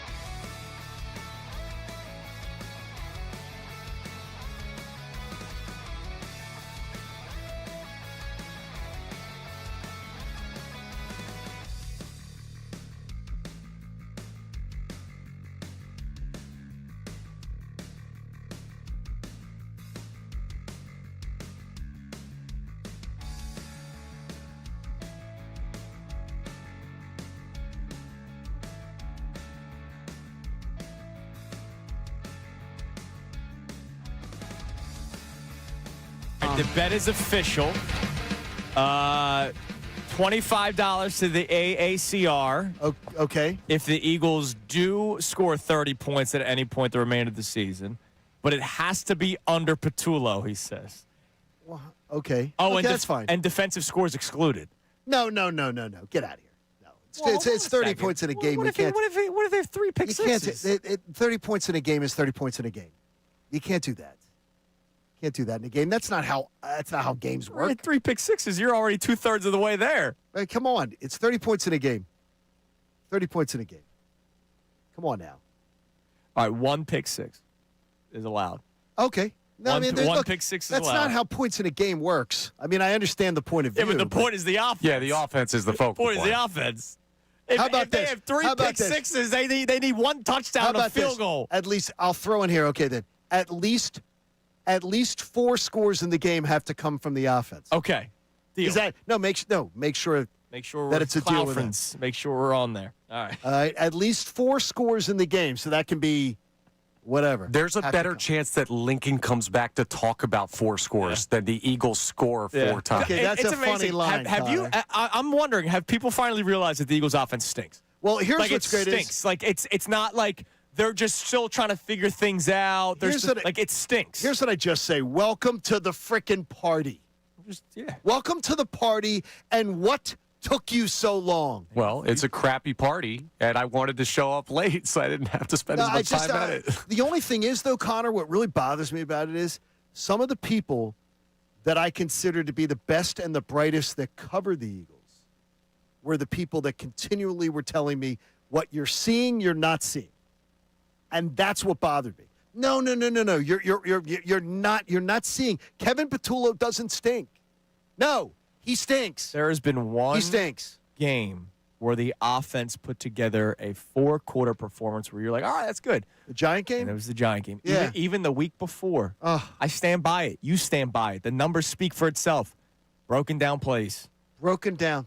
Broken down Oh, plays. my gosh. That's what it was. It was not. They came up with some great offensive game plan, and I got Bill Colorado. Oh, well, they ran that play-action touchdown pass to Devontae Smith, and my response was, wow, they right. designed a play for a Heisman-winning wide receiver. Yes, exactly. That's great.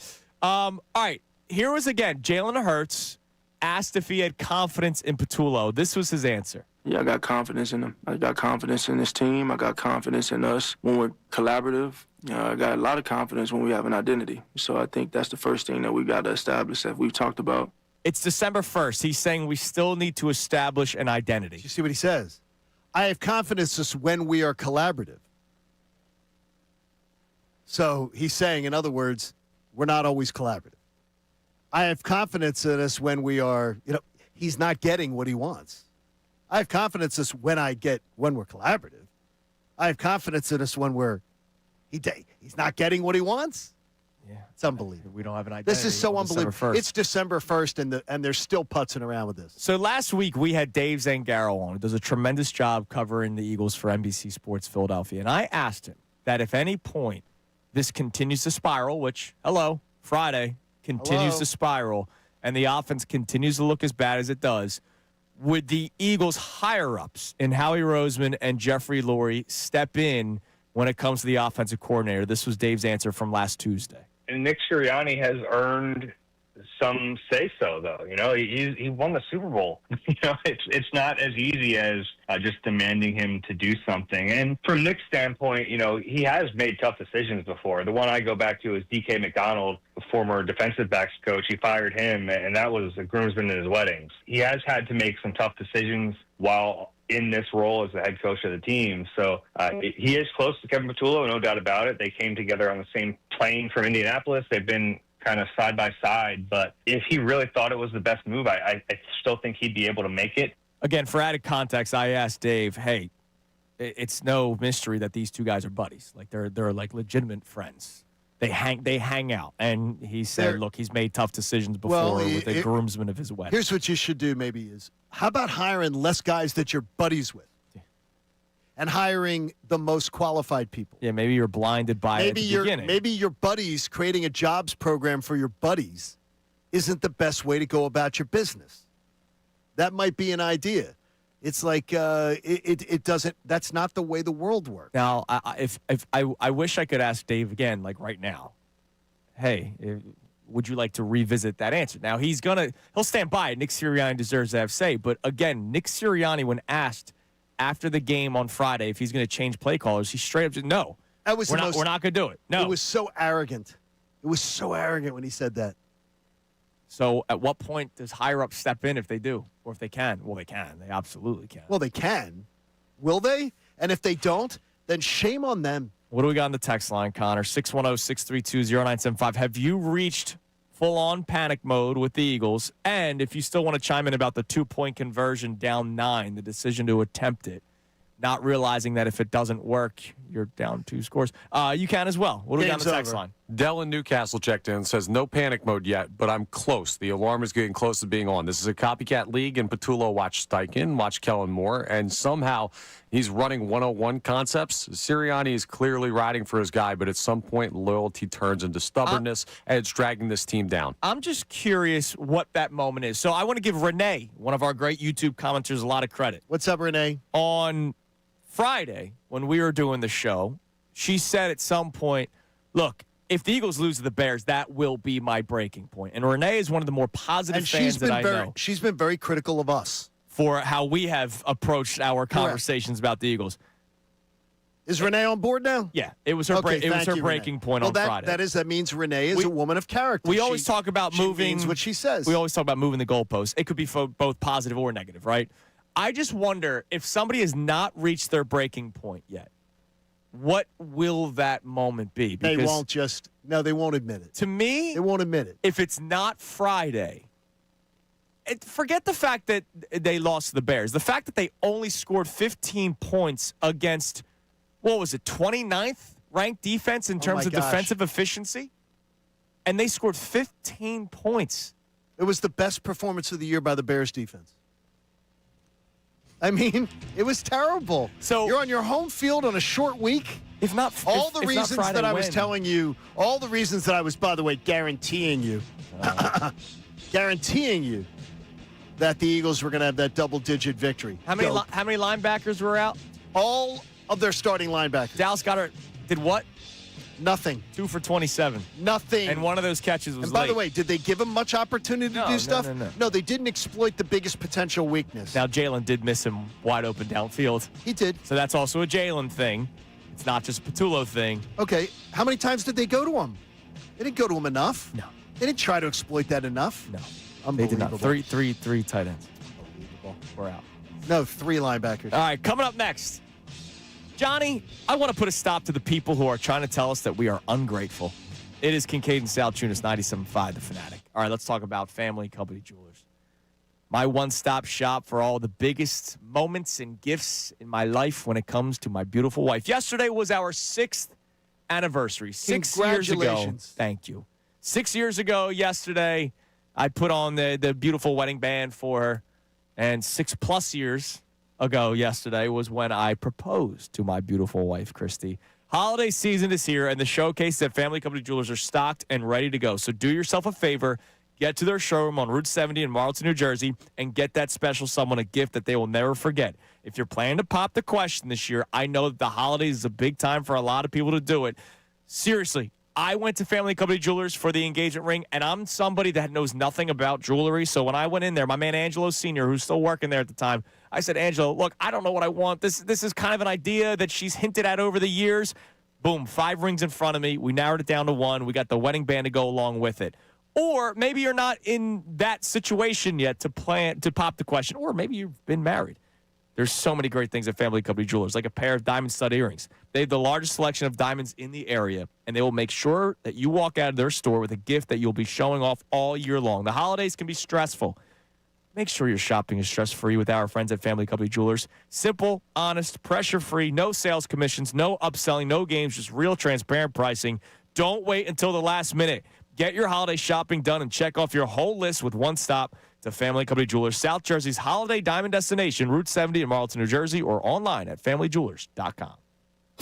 Now on 97.5 The Fanatic Sports Update. Eagles dropped their second straight game. I'm Connor Thomas, and the Eagles slide continued on Black Friday as they dropped an embarrassing game to the Chicago Bears. The Birds still hold the 3 seed, but with the offense just absolutely struggling right now. The concern's growing for where in the world this Eagles season is headed. Nick Sirianni talked after the game about what needs to change and what the Eagles need to get back to. They did a really good job of how they attacked and executing it. Hats off to them. But, obviously we've won a lot of football games being on the other end of that. And so we just got to get back to playing and coaching Eagles football. Yes, they do, because this fan base is losing their patience with not seeing Eagles football. The Eagles have a bit of extra time to figure it out on a long week. They play the Chargers in L.A. Monday night. Sixers lost to the Hawks 142-134 in double OT last night. Tyrese Maxey missed 2 costly free throws at the end of the first overtime period. He did have 44 in the game. Joel Embiid made his return to the court. He had 18 points in 30 minutes. Sixers off tonight. Flyers are in action tonight, though. They're going to take on the Penguins tonight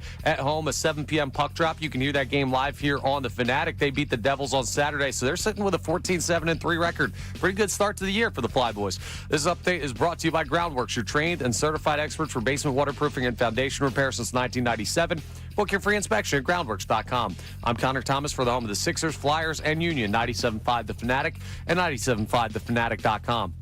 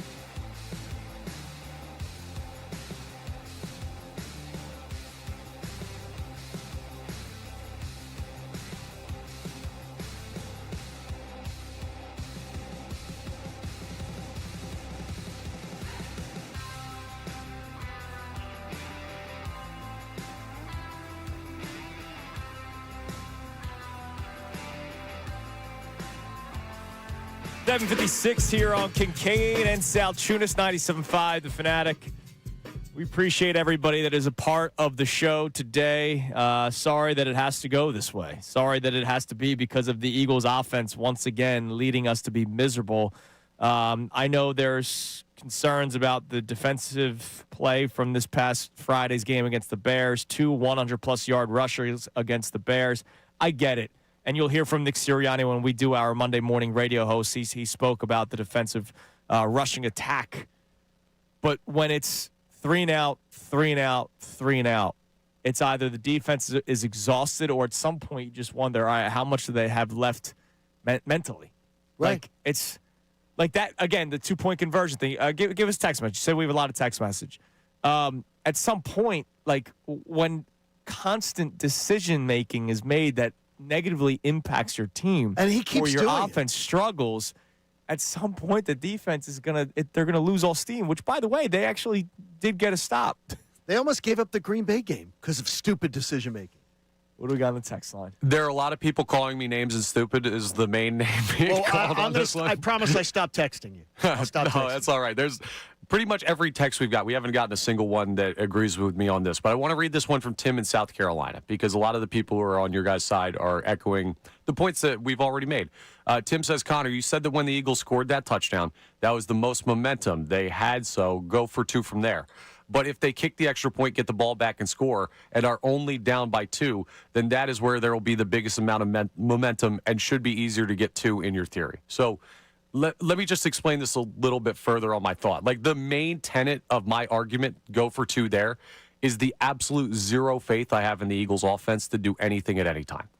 Right? The fact that you scored there and you had the chance. Like, if you put Kevin Patullo on, and I know he's been good in the red zone this year, at this moment in time, or at that moment against the Bears, you could put him on the 1-inch line. They couldn't even run the tush push. Like, I just had no faith of them converting, so you might as well just do it now. And by the way, they've changed the tush push, if you've seen it. They've changed the tush push alignment. Have they? Yeah, they did. I didn't notice that. Yeah, they did. Go back and watch the film study of it. I saw somebody do it yesterday. They've changed how they're blocking for it.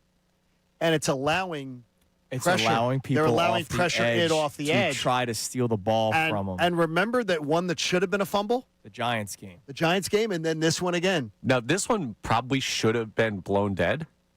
Like, I don't know. Should it have been? It's such a judgment call. You can't give up the ball there, though. That's the thing. Because the Giants game shouldn't have been blown dead, and the Eagles caught the break, so now we're evened out. That is the one part of the play where it's hard to officiate is legitimate. It's like when to call it dead. Because forward progress is a field thing. Yeah. Right. I mean, it is. It really is. All right. You're listening to 97.5 The Fanatic, WPEN, HD1, Burlington, Philadelphia, a Beasley Media Group station, broadcasting live from the Comcast Business Studio, powering possibilities. Connor, I sent you some audio. Forgive me. Do you know the guy's name? Yeah, Jack Mack. Jack Mack? Jack Mack. I liked his movies. I've seen him in some of them hit, some of them don't. That's Jack Black. Shout out Nacho Libre. I'm sorry, that was my mistake. Guy's but after my Friday predictions, I've had lots. That's Jack Black. I've had lots. This is Jack Mack, is his name? Yeah, he does a bunch of football work for Barstool. All right, so he's a Barstool guy. So okay. I'm not like saying anything disrespectful about Barstool. It's just like I don't know half these people. There's a billion. I know. I know Portnoy and Big Cat, right? Like those are like the two. And you know the dopey guy in New York. Which one? In New York. Which one? There's a lot of exactly. That's the truth. So Jack Mack is a Jets fan. Okay. All right. And after the Eagles lost, or maybe this was when they were losing on Friday, I don't know exactly when this video was posted. Hear what he has to say about Eagles fans, and I'm going to read you a tweet that I got from an Eagle fan over the weekend. Eagles fans are so funny. They just won the Super Bowl 10 months ago. They are 8-4 on the season, and they're ready to burn the place to the ground. I yearn to be a Philadelphia Eagles fan. I'm not even saying they're privileged. There's privileged fans. The Patriots were for a little bit. Chiefs fans. But Eagles fans aren't privileged. They're just psychotic. Yeah, they've won 2 Super Bowls in, the last 8 years or so? And they lose 2 close games. And you would think that the world is falling apart. And watching this happen as a Jets fan who just wants to see his team win the Super Bowl once while he's still alive, it's something. It is quite certainly something. Now, I get where he's coming from as a Jets fan, but I will have to say this to Jack Mack. I'm sorry that your team sucks and that you don't have high expectations or standards. Like, we do. Right. And you know what? can't- The players will tell you that. The coaches will tell you that they are not playing to their standard. And remember, in 2023, it's when I knew it was done, was when Jalen Hurts' sort of tone changed. When he changed, the thing is, when did winning not stop mattering? It was the Christmas game. Since when did winning not become On the main Christmas thing? night, when they won that horrible game against the Giants, they could have lost. Yep. He says, "Oh, so when did winning stop mattering?" I knew it was done. Like, I came on the air whenever I came back from the holiday break, and I knew it was over when he said that because it changed everything. And so I hear that, and I get it. All right, that's coming from a Jets fan. He's jealous, right? Like, I did 2 days of Clinton and Friends on ESPN. You were very good. I only thank you. heard short segments of each, but you were pretty good. I was with my man Andre Snellings, who is a Bengals fan. And on Friday, when we were previewing the game, he was saying that we have rich people problems in Philadelphia. Oh, yeah. Right? Because, look, the Bengals are 4-8. So Right. okay. So I get a tweet from Keebler, not the Keebler elf. Really? Keebler, who is an Eagles fan, Philadelphia sports fan in general.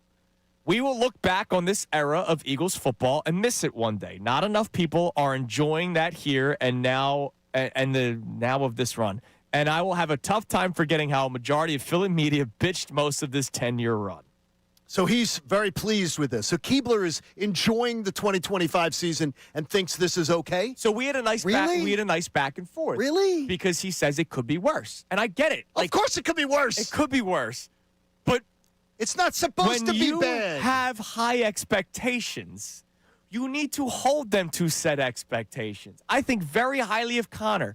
Connor, if you ever came in here and had a crap day, I'd tell you. Yeah, that's fair. Because I have You high did last expectations week. of you. And the week, I kept and that the one week, off air. And the though. week before that? I keep those off air. I'm good. Listen, 4 out of 5 ain't bad. I think Meatloaf said that. So I tried putting this as simply as possible to Keebler. If I have a great day on a Monday and a crappy day on Tuesday, I'm not going to bed Tuesday night saying, well, at least Monday was nice. No. I'm going to try to figure out why Tuesday sucked and how I'm going to make it better. So there's all of a sudden this momentum from people that are Philadelphia fans or on the outside saying that we are ungrateful for everything that we've experienced over the last couple of years. This is supposed to be different than the 2017 one. Why? Because we've seen it before. They won their second Super Bowl. We want them to become the dynasty. Don't let them off the hook because it's been better than previous decades. I just think there's so many people in this fan base that still cannot realistically, like, they can't wrap their minds around the consistent championship level caliber of Philadelphia sports, because we've never had the true, or we haven't in years since the Flyers way back when, had like the consistent dynastic team, or I guess the Sixers in the 80s. It's always one here, one there, 20-year drought. And for those people, it's just like, well, why aren't we happy with one? Why aren't we happy with 2 and 8 years? Because you're watching the Chiefs go to 3 straight. You saw the Patriots with Brady win all of the. Like, it is possible to do this. Yeah. Other franchises do. Yes. We need to hold ourselves to that standard.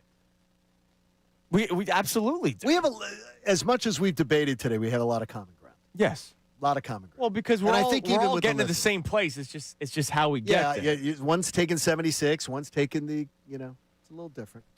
We're getting there.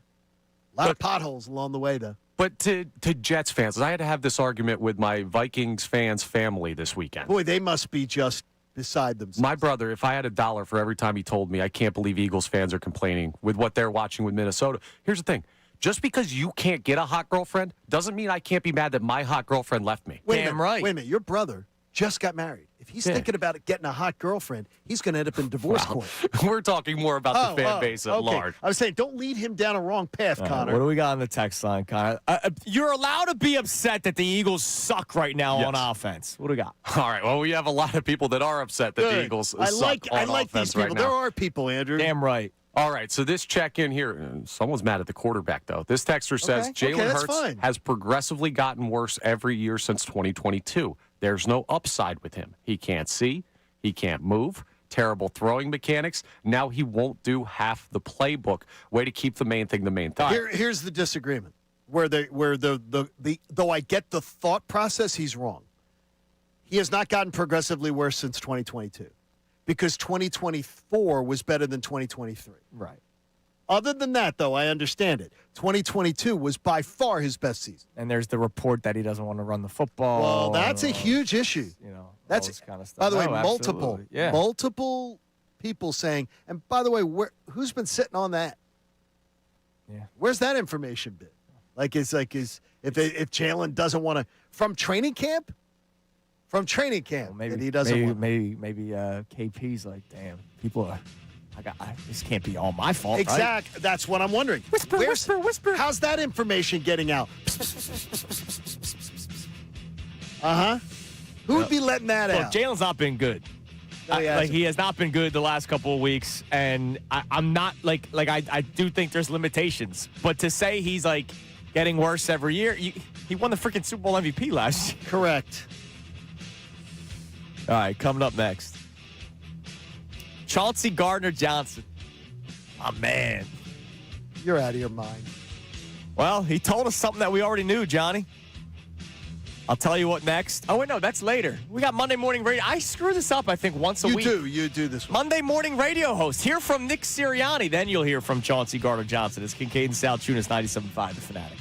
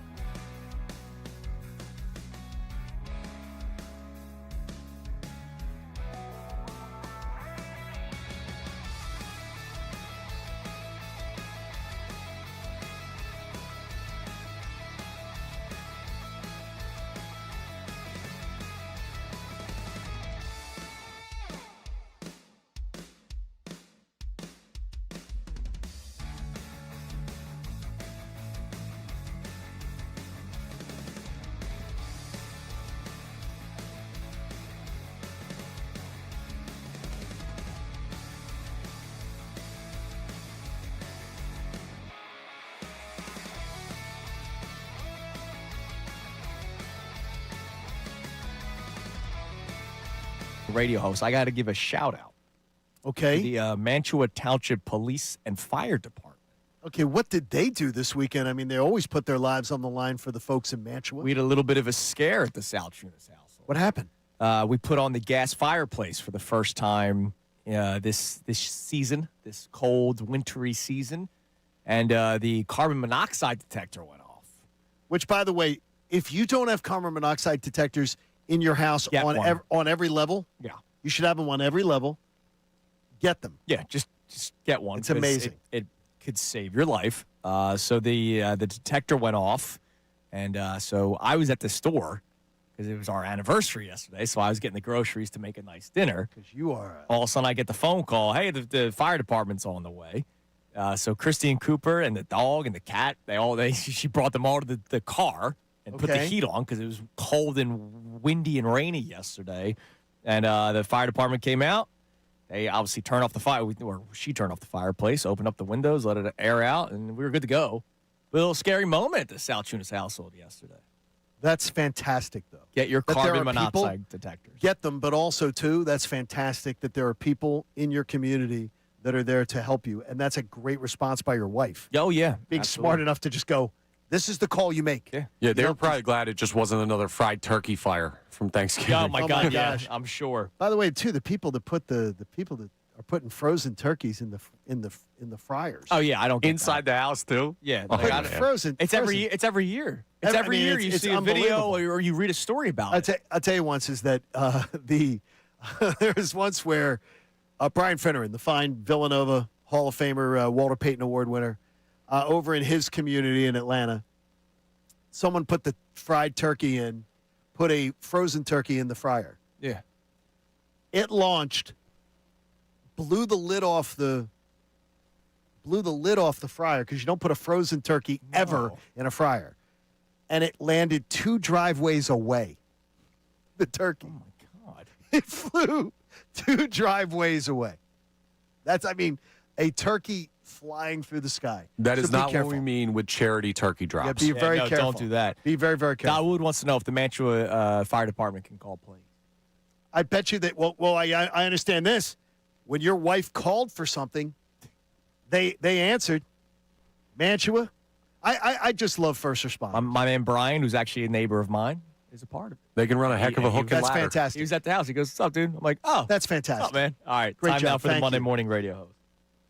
Now, the Monday morning radio host on 97.5 The Fanatic and 97.5thefanatic.com. We don't break down film on this show. We break down press conferences. Brought to us by who, Connor? Our friends over at Lundy Law for over 70 years. Lundy Law has been fighting for injured people. If you need them, like if a turkey gets shot 2 blocks into your house, remember the name, Lundy Law. Your injury lawyers, visit lundylaw.com. That's lundylaw.com. The Collective, Johnny, the Collective. Here's Nick Sirianni saying how they all need to do a better job. We all collectively have to do a better job, and that's going to be starting with us as coaches, starting with me as a coach, finding solutions, getting the offense going. And so I'll put that, on us as a staff and put that on me most individually there to help get this thing pointed in the right direction. But it's the greatest team sport there is, and it's never about one person. We all have to look internally and all have to get better, and coaches and players. The best running bit that we have on this show right now is I could have played that from week 3. I could have played that from week 7. How about Nerd Boy? Oh, my God. You actually went back and I did have it? every transcript from every postgame. I keep every transcript from every postgame of the Eagles. He's done that 7 times this year. 7 times. Starts with me. All got to do a better job. Some variation of that. So, Nick, you're not being accountable. You just keep saying the same things, and you do nothing to change it. So let's be honest. I love this. Nothing's changing. I love this next one. They got to get back to playing and coaching Eagles football. They did a really good job of how they attacked and executing it. Hats off to them. But, obviously we've won a lot of football games being on the other end of that. And so we just got to get back to playing and coaching Eagles football. What does that mean? What is it? What does that mean? That's leaning on the pedigree of your team insteed of fixing the issues, and that's not good enough. Gobbledygook. That goes back to my studies. He's such my studies. Come on, bro. It's gobbledygook. He's reached bro status for me right now. Like when I drop a come on, bro, he's on it. Patullo's on it. It's freaking exhausting. I mean, it is. He's back into just. Are they That's all it changing is. a play caller? Absolutely not. No, we're not changing the play caller. But we will evaluate everything, and that's what this weekend we'll have another little mini bye, and I think that's another short week, another short week that leads to a long weekend where we'll evaluate everything. These mini buys, man, they have had a lot of them. By the way, the bye though, the last bye is when the disaster began. So Detroit, maybe they'll just do the opposite. Green Bay, Detroit, Dallas, and Chicago. The offense has been horrendous since then. The more time these guys have to do their internal study and everything, the worse it is. Well, how about this? After every mini bye, it's led to a win. Mini bye after the Cowboys, they beat the Chiefs. Mini bye after the Giants, they beat the Vikings. Bye week, they beat the Packers. So maybe the mini bye is their elixir. I got to tell you, the elixir might be Clorox right now. All right, so 7 times he said we got to do a better job. 7 times there has been some variation of that. How many times has he said this? It's never just about one person, right? If you win as a team, you lose as a team, and you try to evaluate everything, win, lose, or draw, and get better from it. That used to be a really bad game show, by the way. Not just about one person. It's I've not heard just this- about one I've heard person. him say this so many times. You know what, Nick? Maybe it is about one person. Blah, blah, blah. Because here's the deal. There's one difference this year. 2. New right guard, new play caller. Those are the only differences. I mean, seriously. And the offense looks like crap. I mean, he can't stop with this. So maybe it is just about one person.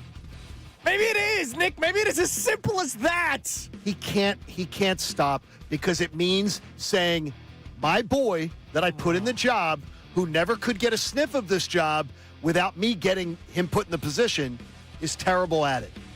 Lastly, you can't ignore it because it was really, really bad. Here he was talking about the Eagles' run defense against the Chicago Bears that had 2 100-plus yard rushers. I know that when you're giving up that many yards, again, it's everybody has a hand in that. So with where we are as far as where we're putting guys on defense, but then also how we block destruct and how we, take on blocks and how we tackle. All right. Thanks, Nick. Like what? Honestly, could anybody have seen that? I could have let my little cousin Cash. I could have let my little cousin Cash say, "Watch this game and tell me something," and Cash could have said that answer. That's he's saying nothing. He's saying nothing. Yeah. Here's the real answer. And Cash is smart. I need my offense to control the ball a little bit more. I mean, my The Bears gosh. in the first half. Do you guys know what the time possession split was? I don't. I don't. Take a guess. It was first half. It was So in 30 minutes. it was 21-9.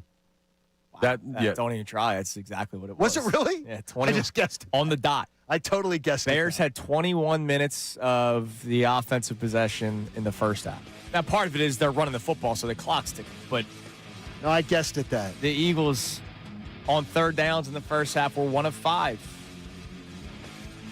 Oh my gosh, that's 3 so more bad. penalties for 20 yards in the first half. Only 7 penalties. Well, that's good. Hey, we're getting there, boys. All right. Coming up next, Chauncey Gardner-Johnson told us something we already knew. Also, I'll give you my 3 observations from the rest of the NFL. It is Kincade and Salciunas on this Football Monday, 97.5 The Fanatic.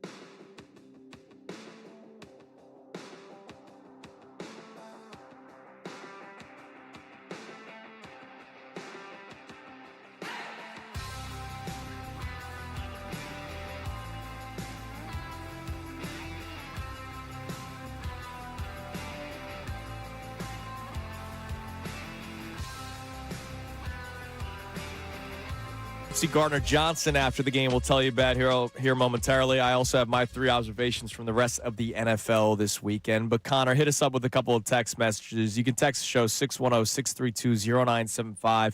Have you officially reached panic mode with the Philadelphia Eagles? Thoughts of 2023? And if you want to chime in on the 2-point conversion conversation, because it was debated heavily on social media all weekend about whether or not you go for 2 down 9. Forget the Eagles for a second. Just any team in general, would you do it? I'm out.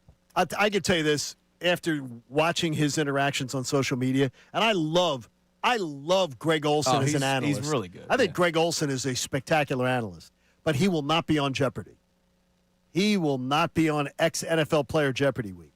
His reasoning was just horrendous. Hey, that's a middle school football coach right there. Have some respect. Over and over again. I mean, his reasoning was he was arguing it was stupidity. What do we got on the over text and over line, again? Connor? Matt from Ontario checks in, so we'll see if Canada is Ontario, feeling good. it. He says, at this point, I'm ready to let someone else call the plays for the Eagles. It might not be better, but at least it'll be different. That's the thing. Like, I understand when somebody says, like when our own Andrew DeCecco says, look, there is a chance that it's just as bad. Yep. Or it's even worse. But I'll say this. Got it. There's also a chance, if we're in chance land. If we're doing chance mode. There's a chance it's better. And DeCecco knows this stuff intimately. Yes, he does. He is around this. He is around that, and I respect his opinion. But guess what? I'm ready to try different and see. Yes, and see. And if Nick Sirianni can't do it, that's a major red flag. Or if he's too scared to do it. Like, honestly. Well, he was too scared 2 years ago. I mean, come on. Like, just 2 years ago, he was too scared. To take the wheel away from Brian Johnson. Now, same thing with an even less qualified. Because Brian Johnson was qualified. Bryan Johnson was more qualified. We found out that he was horrible at it, but he was qualified. How did they let this happen again? Giving the offensive coordinator's job to somebody who's not qualified for it. What else we got? All right, we have a check-in here. No name on this text, but they say the Eagles are not winning this division. They're collapsing like they did in 2023. I have no optimism of this being fixed. Yeah, I mean, again, we had a texter earlier saying that they have not reached panic mode yet. I just wonder what that moment will be because to me, going up against one of the worst defenses in the NFL this year, because the Bears are that. Yes, they are. Sheil Kapadia put out the tweet the other day. In terms of defensive efficiency, they are ranked 29th. They're terrible in the NFL. You scored 15 points against them. Yep. And so if you can't do that on your home field against a team that was missing their starting 2 and their backup linebacker. Yeah, they're starting 3. They put 3 in the field a lot. 3 linebackers. And that's what happened? That's terrible. And again, the Lions game, they had 3 set members of their secondary out, but it was windy. All right. What I understand it was cold. We were there. It was cold. It was a little windy on Friday. It's cold. Oh, no. Friday was wicked. But I saw a game plan for the Bears that didn't seem to have much issues with the terrain. Yeah, they somehow managed to have a game plan that just befuddled the Eagles. And then there's no issues against the Cowboys at AT&T Stadium, and they were blanked in the second half. No. Chauncey Gardner-Johnson after the game jumped on a live. LaShawn McCoy and Emmanuel Acho do like some sort of live show on YouTube. Uh-huh. And here we go again. They were able to tap in with Chauncey Gardner-Johnson. They were able to FaceTime him or something on the show. And they straight up asked him, all right, Chauncey, we won't play the audio because he doesn't say anything. Chauncey, is the Eagles' offense that predictable? And Chauncey Gardner-Johnson just smiled and gave a big wink. Like, think of a Hollywood movie, whatever stupid comedy you can think of when that kind of wink that I'm talking about. I'll do it for our YouTube. Like, they get it. Uh-huh. He's straight up telling you it's predictable. Like, it's... the Super Bowl champs are being mocked. Yeah. Mocked. And does Jeffrey Lurie see that? Does Howie Roseman see that? Are they just going to let Nick Sirianni drive the car into a ditch again? Or are they going to do something about it? We're going to find out. Today we should start to find out. You going to do anything about it? He's already told you. No, he's told you. But he's told you. Oh, yeah, Nick's But told they have a chance. They look, the guy owns the team. Yeah. He can say, no, Nick, you're going to do something this time because we're not going to do this to our fan base again. We've tried this. We're not going to do this again. Yeah, just try something different. At this point, like, Connor Thomas can call plays. I don't care. No. I'm in. No, I'm out. All right. Screen. Football music, please. All right. Connor, my 3 observations from the rest of the NFL. I'll start off with one because they're done. Like, the season's over, been over for them. Just a reminder, though, this is why you don't draft running backs with top picks. The Las Vegas Raiders drafting Ashton Genty, again, just made no sense. When I know there was a lot of excitement for him out of Boise. I know a lot of people think he's going to be a good football player. And he is a good football player. But this is what I'm talking about. Like, you set your franchise back a year. Yep. Because you don't have the quarterback to run the offense. You don't have an offensive line to block for said running back. By the time the Raiders are going to be good, he'll be in the final year of his deal. And then what? Now you're going to have to make the decision. Are you going to pay a running back a lot of money? And he's going to be beaten up. Right. Terribly beaten up. And so it's the same thing with the Falcons. Bijan Robinson is a freaking beast, right? He's a stud. He's literally carrying my fantasy football team this year. And stop changing your pronunciation of your names. But what does it matter when your team loses every single week? And don't tell me it's because of Kirk Cousins. Like they were losing with Michael Penix Jr. Correct. You have more questions that a running back is not going to solve the answers for. All right, that's number one. Number two, the Aaron Rodgers honeymoon is officially over. What? Why did teams keep going down this road? I don't know why people told themselves the Steelers would be good this year. Because they were also on the magic mushrooms. That's a good point. Him and Aaron. I understand he's dealing with the injury, but did it look good before he got hurt? No. Steelers lose to the Bills yesterday, 26-7. The Bills are averaging 65 points allowed per week, and the Steelers were able to score 1 touchdown. And then after the game, Aaron Rodgers is talking about how guys don't know the routes. So he's calling out his own teammates. Yeah, he's such a good teammate. So the whole honeymoon phase, because remember, everything out of Steelers land for the first month of the season was he's on his best behavior. He's a leader, man. He's a great leader. The question was, well, when he isn't, how's it going to be? He's a great leader, Aaron. So Pittsburgh's done. Lastly. And they were, by the way, the fire Tomlin chants were loud in the fourth quarter, which is incredible. Lastly. This is our team.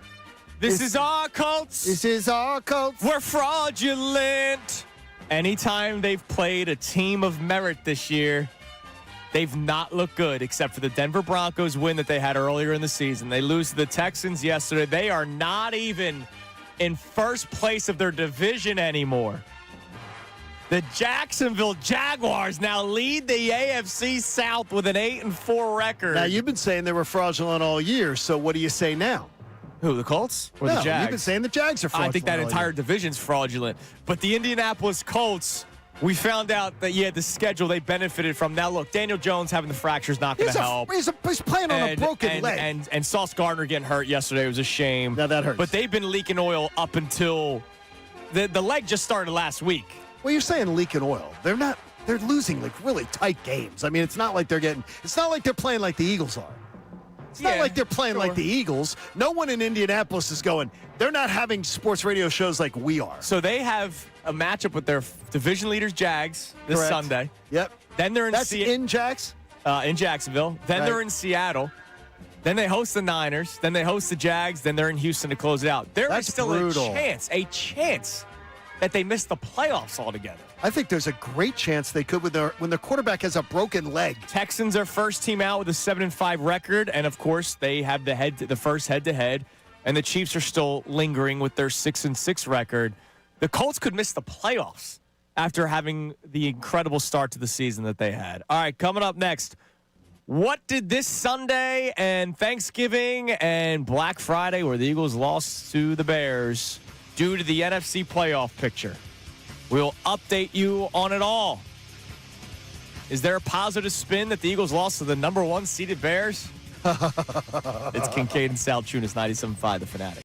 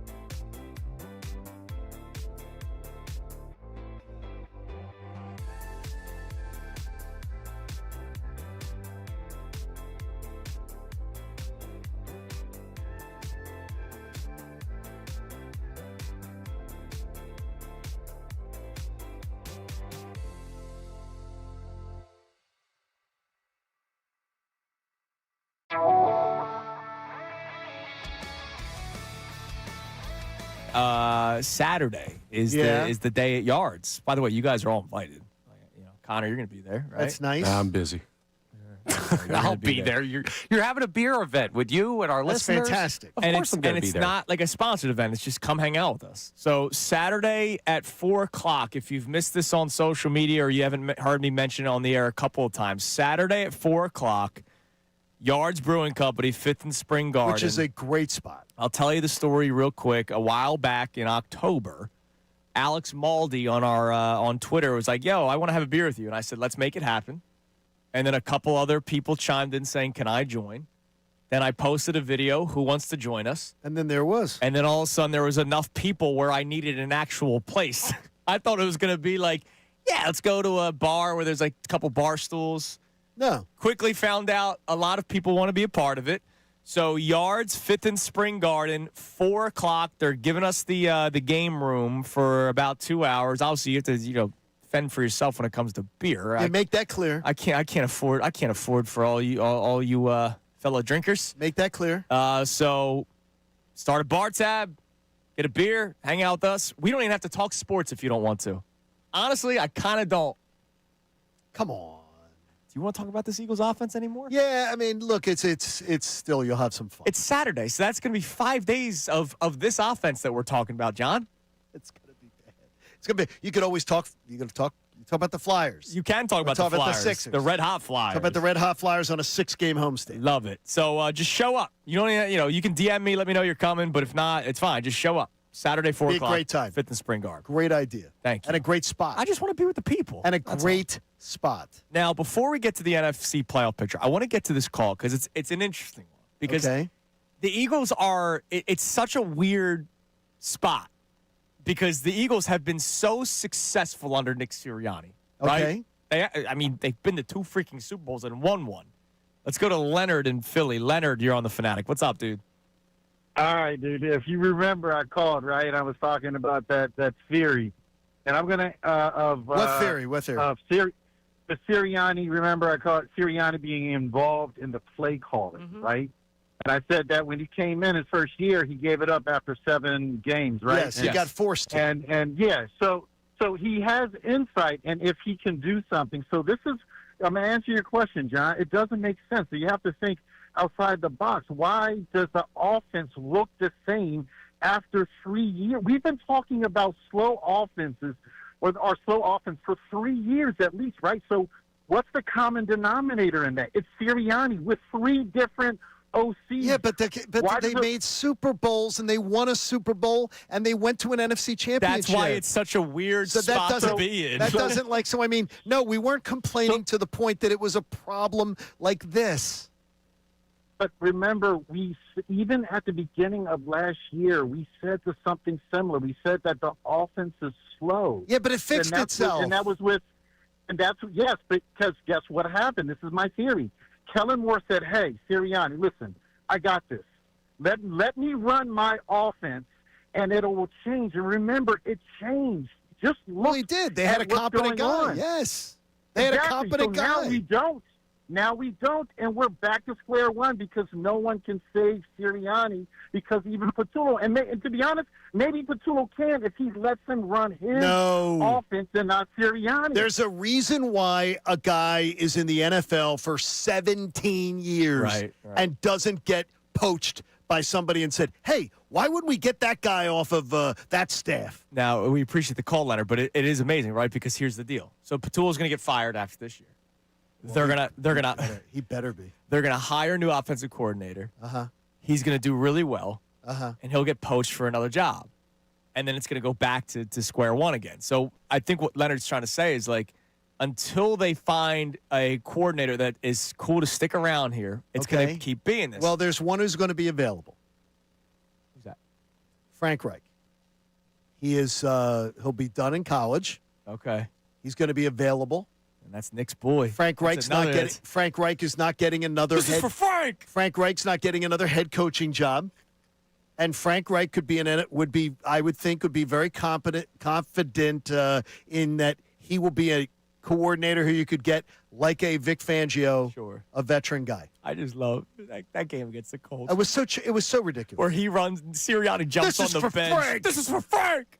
Yeah, we did it for Frank. Like Frank was some war hero. Oh, man. Frank deserved to be fired there. Yeah, but I would kill for that talking point right now. No, but I'm saying to you right now. I'd rather make fun of Nick right now than bro him. But No, right but now that's- he's on bro alert. That's where I'm telling you. That's the move. That's the move to make. That's the move that can be made.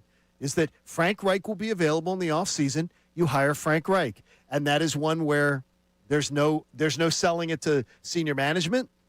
Like senior management would have no problem being sold on Frank Reich. Yeah.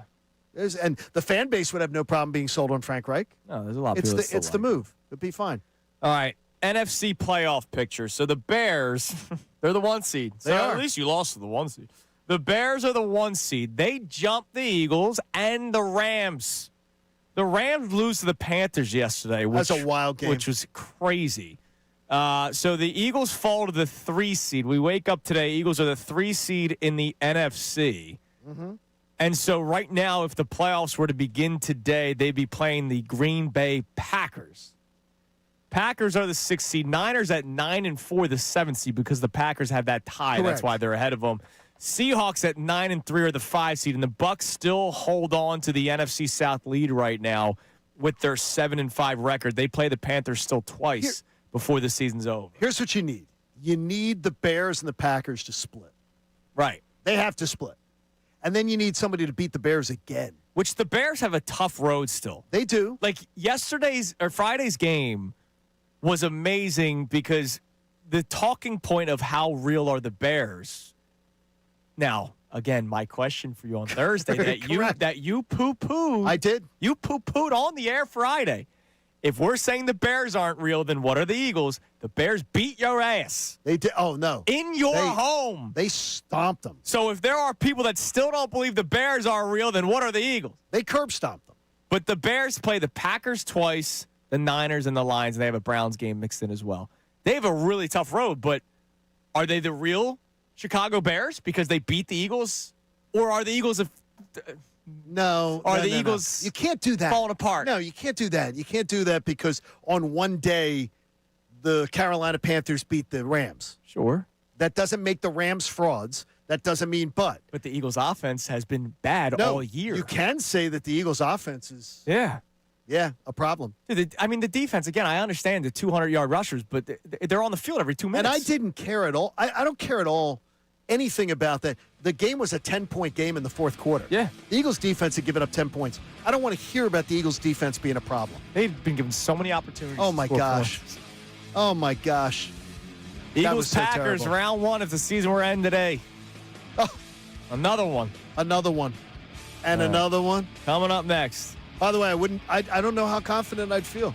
I hear you. I don't feel confident in any game. Moving forward, they're confidence alert. Confidence is done. No more chest day. Did you miss what happened last night? May the Eagles have caught a break. See what I did there? It's Kincade Salciunas, 97.5, The Fanatic. Let me tell you, the holidays are here, and my friends at Wawa have got you covered. They've got gift cards for everyone on your shopping list. I saw one. I needed a Red Bull this morning.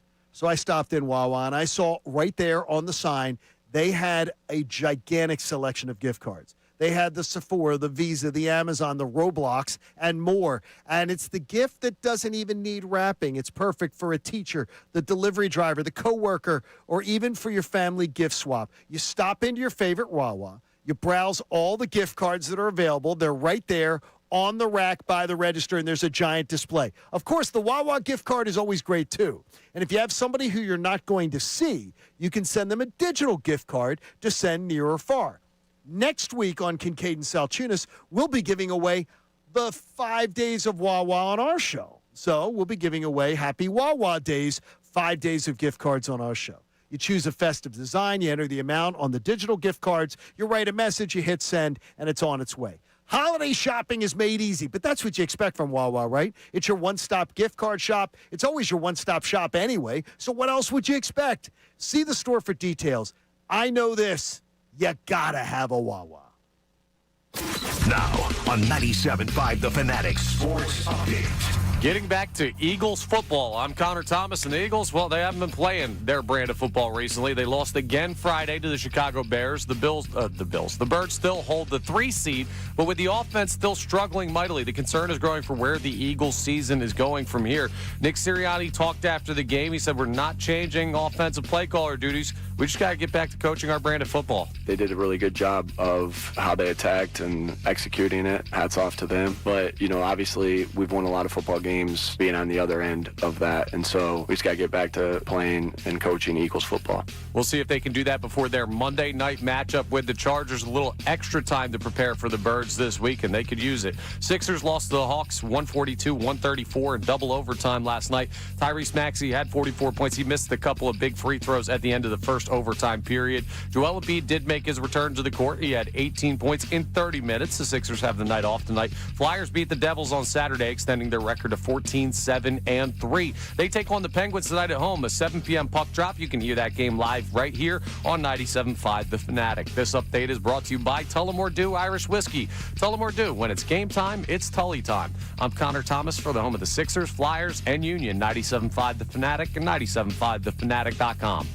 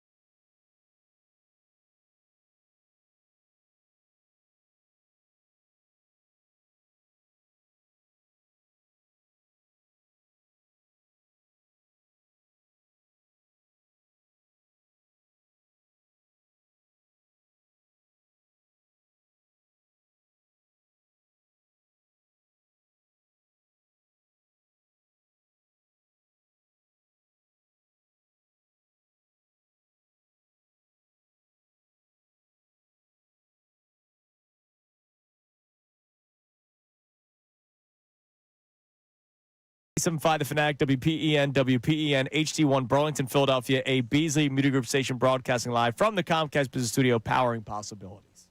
Mess on Friday. 24-15, the Chicago Bears come into your house and beat the crap out of you. Like, literally and physically, right? Because the defense, they don't really get to walk away untouched today. The defense gives up 2 100-plus yard rushers. Manungai with 130. Our old buddy DeAndre Swift with 125. But at the same time, Johnny, can you totally blame the defense that kept the game there in their grasp? And yet, once again, the Eagles can do nothing offensively. Good morning. Good morning to you. I see you've gotten over Friday well. No.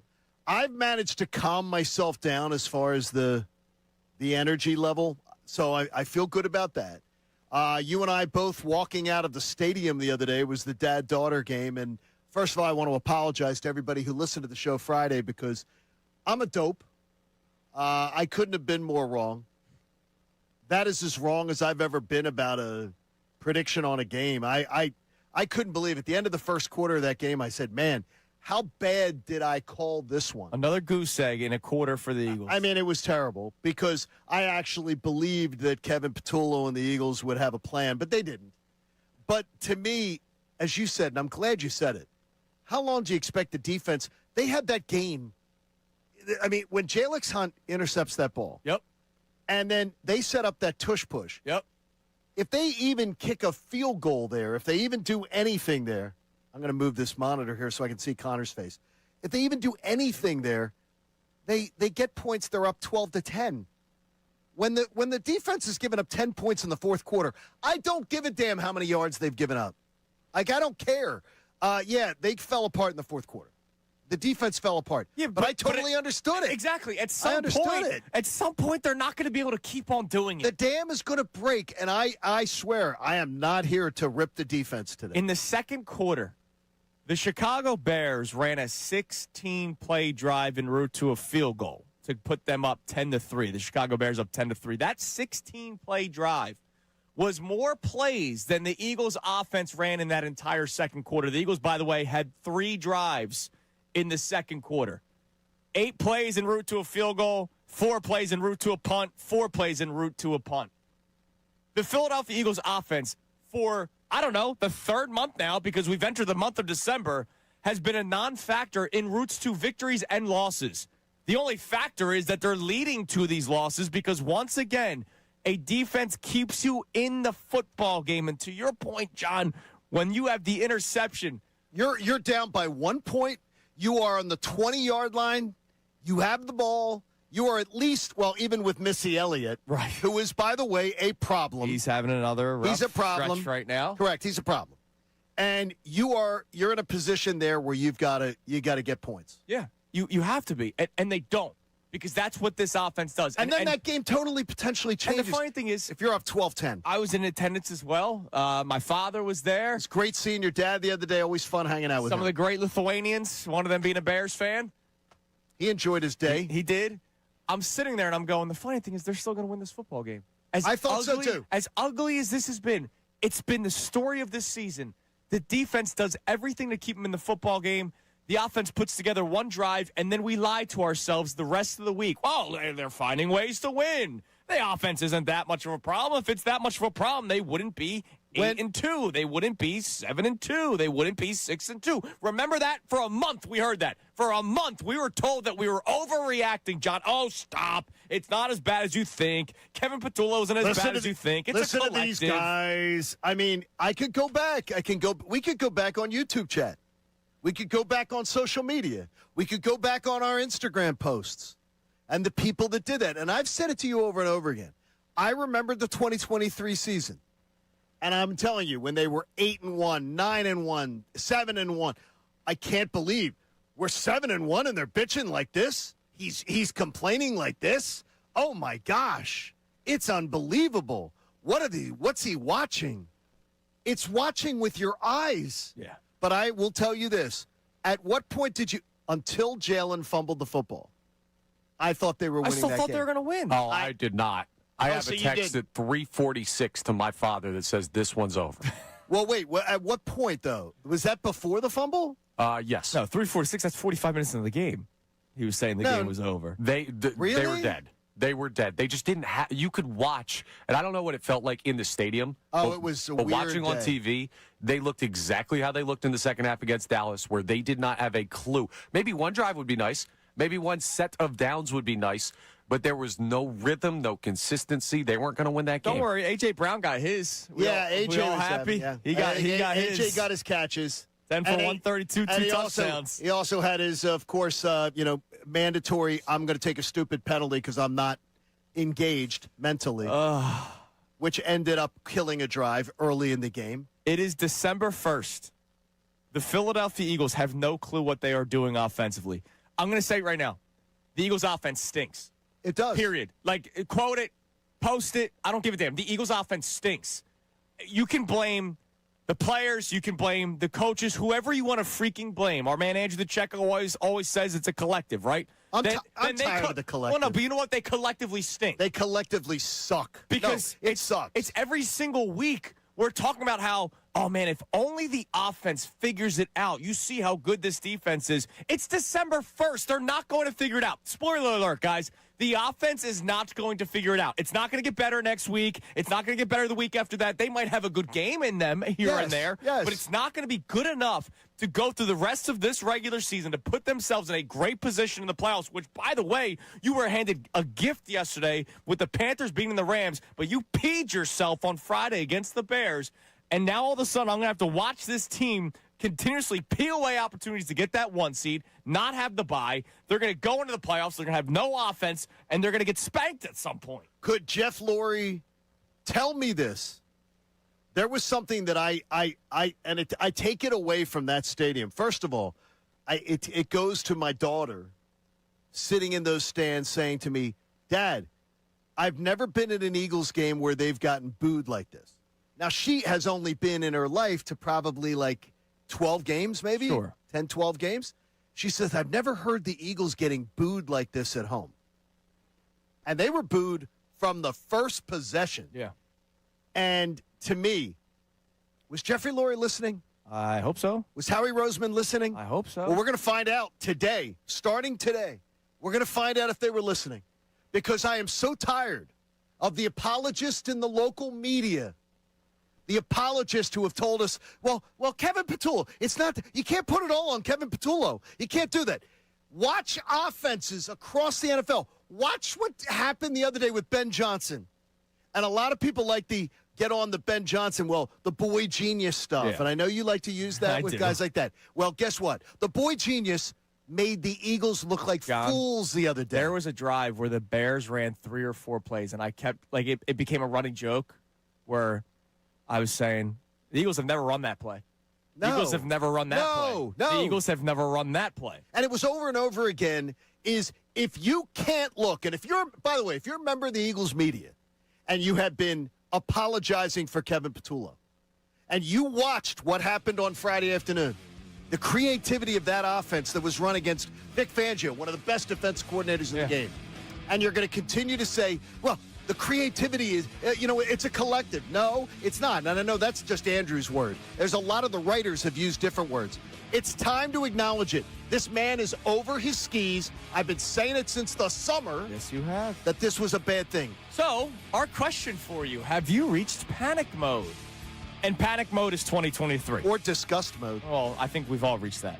Panic mode is 2023, where you are now finally realizing that this team is just not good enough to get to what we all wanted them to get to. NFC Championship game, Super Bowl, whatever your expectations were. Have you reached panic mode? 610-632-0975. Now, coming up next, I said it exiting the stadium Friday. I will say it again, Johnny.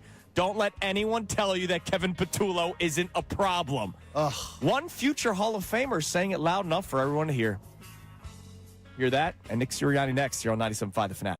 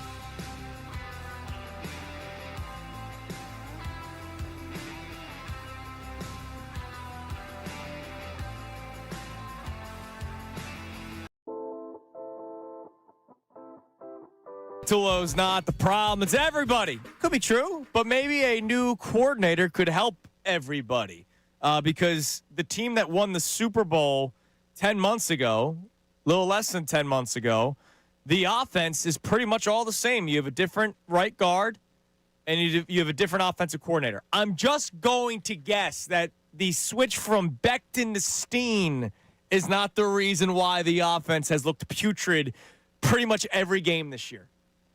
I'm going to guess it's more so the play caller than the right guard. Just a hunch. I'm guessing that's that you're smarter than you look. Richard Sherman, future Hall of Famer.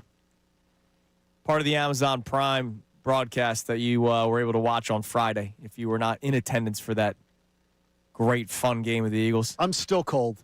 Here was Richard Sherman. He'll mention the defense first, the halftime speech for the defense, but then listen to what he had to say about the Eagles offense. The halftime speech I'm giving on defense is you got to man up, you got to stand up. You got to, hey, this is a grown man game, and we're just getting manhandled. We got to change that. Offensively, you got to find something else. You got to put your glasses on, Sirianni, and maybe get your wand out and find you a new offensive coordinator, because right now, Kevin Patullo does not have the answers. He's shown incompetency over the last couple of games. We got to change that, baby. You need a little Wingardium Leviosa. Now, okay, can you explain that to me? Just one. Wingardium Leviosa is the spell where you can make things levitate. Okay. That's sort of a... Richard Sherman's a big Harry Potter fan. That's real insider. It's Leviosa, not Leviosa. Yeah, so that's another line. That's real insider in a thing. Because I heard the clip. I would say more people have watched Harry Potter than not. I would say probably 90% of people who hear that know that immediately. 90% of the Maybe people not who 90. watch that broadcast. Yeah. Harry Potter's big time. I do not believe that 90% of the people who watched that broadcast knew that clip.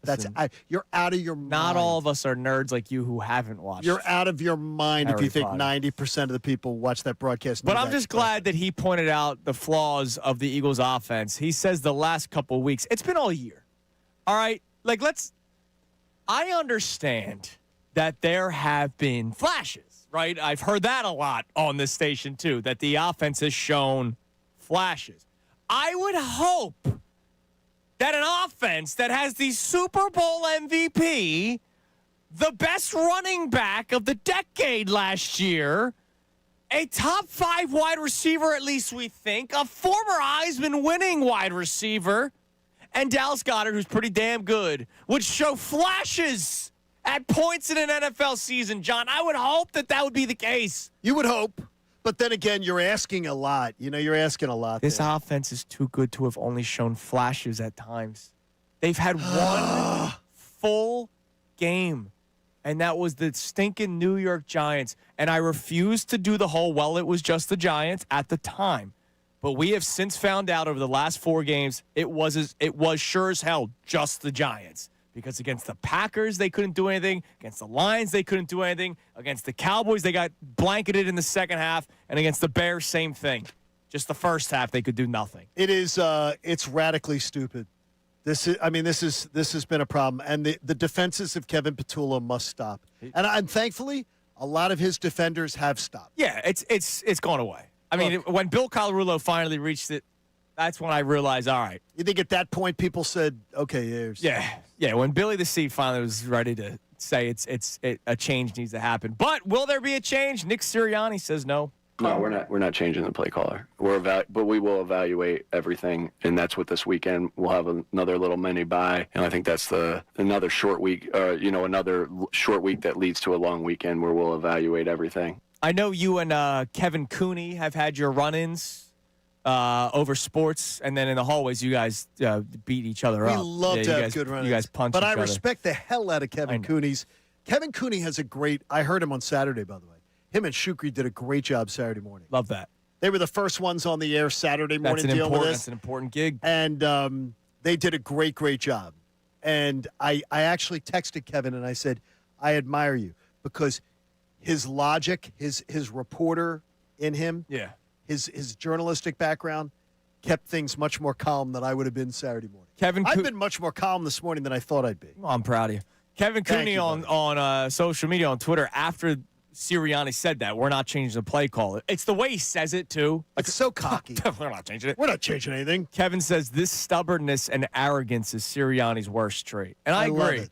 Like, it comes off so poorly because when he says that, all right, so Sirianni is saying that to the media member that is asking the question, and, of course, that is being broadcasted to every Eagles fan that is also in agreement that they don't like Kevin Patullo. If Laurie and Roseman hear him say it that way. It was so condescending. Like, I bet you if Howie and Jeff had Nick in their office today or yesterday or Friday, whenever they spoke, and they said, hey, have you thought about changing the play caller? I guarantee you he doesn't say it that way. He's not saying to them, No. no. It's so arrogant. I bet you he says whatever you want us to do, boss. Yeah. It's such an and the thing is, there's so much to like about Nick Sirianni. Yeah. So much to like about him. And so much to admire about him as a head coach. But this is it's an ugly quality to his leadership. This arrogance of no. Yeah, like you're an idiot for even thinking. It's Doc Rivers, you don't know basketball. We're going to evaluate this. We're going to evaluate everything. We're going to not leave any stone unturned. I just did this the last 2 weeks. We're going to leave not any stone unturned, but not that stone. We're not going to look under that stone. No. What a joke. What an absolute joke. Hit us with a text message, Connor. What do we got at 610-632-0975? All right, on the conversation with the panic button, Christian checks in and says, your question was, am I in panic mode? I'm way past panic mode. They stink. They have no heart. They're undisciplined. They started the tush push and can't even do that right. I expected the offense to struggle against Chicago at some points, but the way the defense got scorched too is crazy. The season is over as far as a legit Super Bowl contender. Well, you see that. Yeah, I can understand that. When he got to the last line, I can understand it. Yeah. Because I'm at the point where I'm wondering, is the dream of them being back-to-back champions, maybe I've seen enough to say it is over. It's why it's dead. It's why I asked. No, I don't believe it's dead yet. It's why I asked the question on Thursday. If you say that the Bears aren't real, and hand up, I've kept on saying that they're last year's Commanders. If we say that the Bears aren't real, then what are the Eagles? And now that the Bears came into your house and beat you, what are we saying about the Eagles? I don't know how true of a threat they are in the NFC. Their offense sucks. Everything about it. Hurts is horrible. The play caller was terrible. I got AJ finally happy because he's getting his in losses. Yeah, you'll catch a straight, AJ. By the way, too, if I see any more of the smiling on the sidelines in these bad games. Oh, he's happy. No, he's getting his numbers. The smiling. It just drives me crazy. I had Saquon saying, man, that was weird. We gotta start figuring out how to sustain drives. Really? You're the worst 3-and-out team in the league, and you have been. Just realizing this. Oh, my gosh. All right, coming up next, Connor gives his 3 observations from the rest of the NFL. Also, we have a big game tonight to talk about. It is Kincade Salciunas, 97.5, The Fanatic. Every time someone in our community is looking for a second chance, they have a friend, the Salvation Army. If they're looking for a way forward after addiction that has taken so much from them and maybe some choices along the way have put them behind the 8 ball, well, let me tell you this. Something simple as a used vehicle can help get them back on the right track. If you've got a car, a truck, a boat, a motorcycle, or an RV that has reached the end of the road for you, consider donating it to the Salvation Army. Your vehicle can help someone rebuild their life, find stability, discover hope again. Because the Salvation Army has been changing lives for nearly 150 years. And your kindness will continue to make that possible. Because donating's easy. All you have to do is just call 800-SA-TRUCK, Salvation Army, 800-SA-TRUCK, or go to satruck.org, and you can schedule a pickup. They're going to come right to your home. They're going to tow the vehicle at no charge and give you an IRS-approved receipt so you can get the tax benefit. That used vehicle in your driveway could end up being the turning point in someone else's life. So if you have a car, a truck, a boat, a motorcycle, or an RV that you're ready to part ways with, why don't you donate it today? Call 800-SA-TRUCK or visit satruck.org and help the Salvation Army continue to do the most good for the people in your community. There are a lot of people who are looking for that second chance after addiction, and you might be their savior today. Do it. Go call today. 800-SA-TRUCK. Now on 97.5 The Fanatic Sports Update. The Eagles' slide continues. The Eagles lost again on Friday. I'm Connor Thomas, and dropping that game to the Bears was as rough as it gets. Back-to-back with that Cowboys loss. Well, things are not going well for the Eagles, even though they are still in the 3 seed, and the offense is a main point of those concerns. So are changes coming? Well, Nick Sirianni talked after the game about the offensive play caller position. No, we're not changing the play caller, but we will evaluate everything, and that's what this weekend we'll have another little mini bye, and I think that's another short week that leads to a long weekend where we'll evaluate everything. Well, here's your evaluation. The Eagles have lost their last 2, and they need to figure it out quickly. They have a bit of extra time to do so, though. They take on the Chargers in L.A. on Monday night. Sixers fell to Atlanta last night, 142-134. Double overtime game at the Xfinity Mobile Arena. Tyrese Maxey had 44, but he missed a couple big free throws at the end of the first overtime period. Joel Embiid was back on the floor. He had 18 points in 30 minutes. Sixers are off tonight. Flyers took down the Devils on Saturday, extended their record to 14-7-3. They take on the Penguins tonight at home, a 7 p.m. puck drop. You can hear that game live right here on 97.5 The Fanatic. This update is brought to you by Corona. This Thursday, December 4th, Andrew Salciunas will be at Jersey Sports Bar and Pizzeria in Glenside from 6 to 8 p.m. with $4.50 Corona bottles and Modelo Draft. Stop by for your chance to win Sixers tickets before they take on the Golden State Warriors. Sponsored by Corona. Must be 21 plus. Please drink responsibly. I'm Connor Thomas for 97.5 The Fanatic.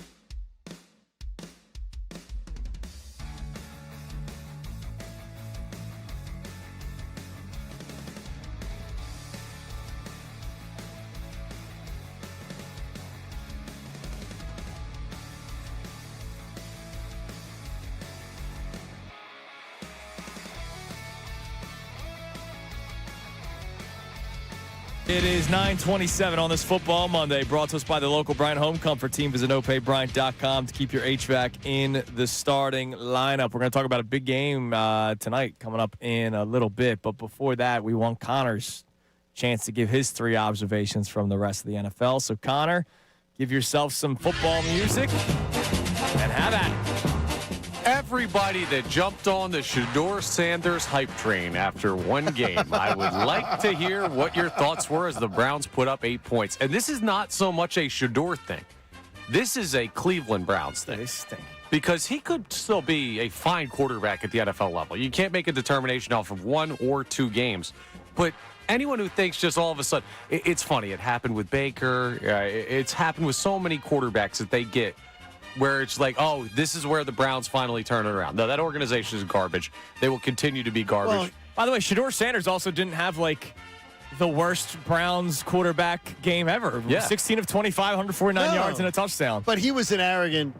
And Bill, by the way, Andrew and I think you too, we're all sort of rooting for him to do well. I'm rooting for him. But he was an arrogant guy last week with, boy, imagine what I get with a week of practice. Which is fine. I'm not even worried about him because he doesn't know. He hasn't been part of that. But anyone in the NFL who knows who the Cleveland Browns are and we're like, oh, maybe this is where it turns around. Dummies. By the way, Myles Garrett got his 19th sack of the season. He is absurd, man. 19th. He's going to set the record. He's going to set the record. And he's going to set it legitimately. And he's going to complain that it was all for losses. And I'm going to say, yeah. Yeah, you chose that life. You really complained when that paycheck cleared, did you? You chose that life. We have another observation from that game, though. Are the San Francisco 49ers contenders? Hey, listen. For what? Playoffs or the division? Maybe more than that. Maybe more than that. I'm starting to see a little something from that offense with Brock Purdy back, and I know they have the easiest schedule in the NFL. Yes, that's why they have the record. They have a little bit of the playoff pedigree still, and I just look at other teams falling. The Rams losing to the Panthers. The Eagles will never win a football game again. I wonder how much the 49ers are starting to think, could we actually make a run at this? They got a late bye this week. They got an upcoming this week bye, which is a real rest. They're 9-4. They got the Titans, the Colts, and then they're home for the Bears and the Seahawks. Yeah. So they're going to define for themselves what happens. I'll just point this out. We'll get Connor's final observation here momentarily. But there are 4 losses. 1 to the Jacksonville Jaguars, playoff team. 1 to the Houston Texans, potential playoff team. 1 to the Rams. They did split with the Rams, so it's impressive they won one of those games. But Rams, playoff team. And the other one was, who they lose to? There's a 4th loss in here somewhere. But it's the same thing like the Indianapolis Colts. Look at who they're beating. Look at who they're losing to. Okay. They are benefiting from a easy schedule. Eagles lost to the Broncos, the Giants, yeah, they the did. Broncos, the Bears, the Cowboys, Giants. I mean, you could say the same thing about them. All right. We'll get Connor's 3rd observation here moment. What's your 3rd one, Connor? Yeah, so my 3rd one here is just if there's a player in the NFL that is going to receive a pass from me, it is Puka Nacua. You could say what you want about the season Jackson Smith and Jigba's putting together in Seattle. You could say what you want about Justin Jefferson, Jamar, and everybody. But to me, Puka Nacua is the best wide receiver in football this year. That catch he made this weekend was just absolutely insane. So for my money, that's the guy who, if I've got to throw a ball to win a game, it's going to be Puka for this season. So that was impressive, even in a loss between the Rams and the Panthers this weekend. So those are my 3 observations on Week 13. Good job, Connor. Awesome. It is tough. It's tough right now when you're saying the 49ers, like especially that 49ers story. It's very, very difficult to judge. I think every team you could say, are they real? Are they a part of things? Like, where is it at? They're 9-4. They got I think the late bye for the 49ers is going to help them, though. Like, to be able to just rest up here, watch everybody else beat each other up. But, and they don't have to. The 49ers don't have to play the Rams again. And they host the Seahawks last week. So that could be a position there where they can jump the Seahawks maybe. So there's a lot of interesting football to be played still in the NFC, which is going to change things up big time. So And only 3 teams eliminated right now. The Commanders are going to get eliminated quickly, and the Falcons and the Vikings should follow suit next week. But the teams that are out are out. It's that I think, and we talked about earlier on, the Cowboys, if the Cowboys don't win the NFC East, I don't see any path for them making the playoffs. So if you don't make the playoffs, if you don't win the NFC East for the Cowboys, you're not making the playoffs. I don't see any path. I don't see any path for them because right now 8-3-1 is the last wild card. So I just don't see any way that you're going to be able to make the playoffs if that's the case. All right, Johnny, we have a big game tonight. We do. Can't wait. Joining us now on the Comcast Business Hotline. Every day in business is a big day. Let Comcast Business help you move forward with what's next. One of the assistant coaches for the Temple men's basketball team, Bill Courtney, joins us to talk about a Big 5 classic matchup between Temple and Villanova. The winner will play in the Big 5 championship, which, again, is such a cool event. It's going to be at the Wells Fargo Center. We're really excited to pay attention to that one. But it is the game to get you the championship tonight. Bill, what's going on, man? How you doing? Good morning. Hey, guys. How you doing? We're doing Hey, great. Thanks for coming on today. I mean, we're really excited for you guys. It's a big one tonight. It's at Finneran Pavilion, 6:30 tip-off, Temple, Villanova. Now, you're talking to 2 Temple grads, so it's not hard to figure out who Johnny and I are pulling for tonight. That's great. Well, hopefully you come to the game, so that means at least we'll have 2 fans. I tell you, it's going to be a little tough when you're out there. Coach, this Big 5 classic tournament that they've set up was really, really an awesome setup, but you guys have a tall task in front of you tonight.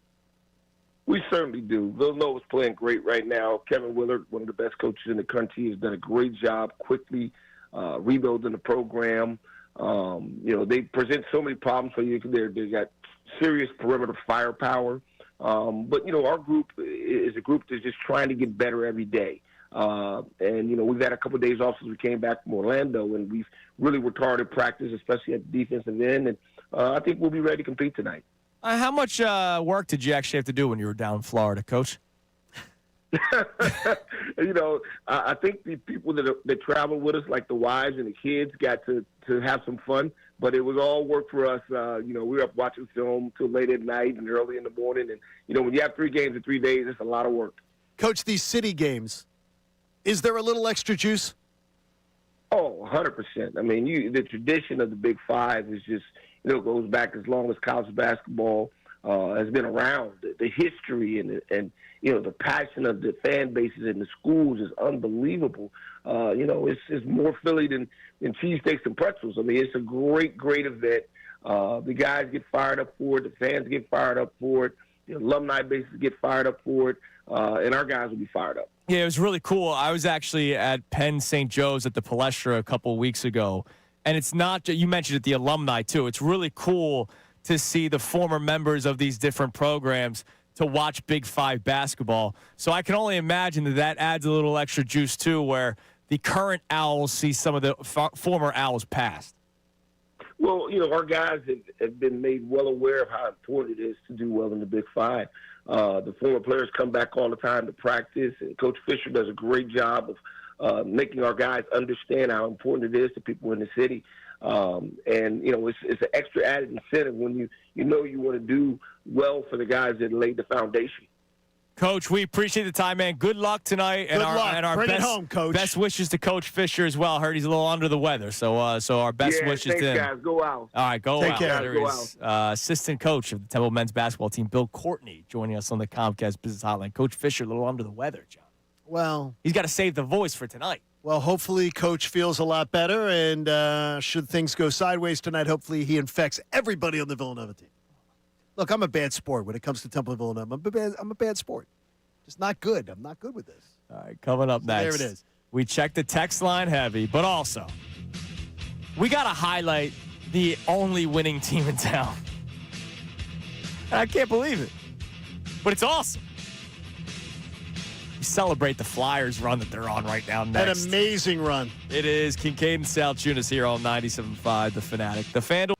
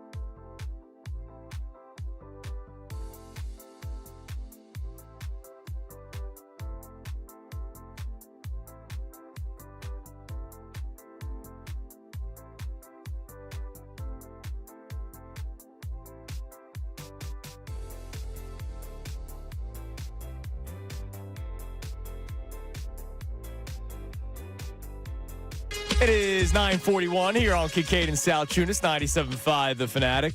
Who's this new intern we hired? He's a little pushy. He walked right in the studio. Yeah, he doesn't know any of the rules around. He's a Penn Stater, fan.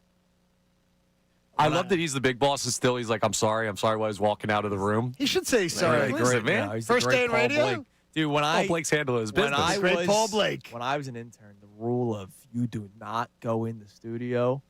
I mean, it was Nahagan's number one rule when you were an intern. If you even don't go in studio? If you breathed on the door, unless asked to come in, but if you breathed on the door, you were about to get fired. See, I like somebody. Those are the days. I like being friendly. By the way, a little update quickly. I just want to give you quickly on the bet parks on our picks. Oh yeah, those went well. Well, you guys both went 1-3. Yeah. Andrew drops to 23-29 on the year. It's a good year. 44%. I'm just trying to get my inner Patullo on. Connor is 25-27. Now, after the 1-3 weekend, he's at 48%. I went 2-2. My third consecutive 2-2 week. Still no losing weeks.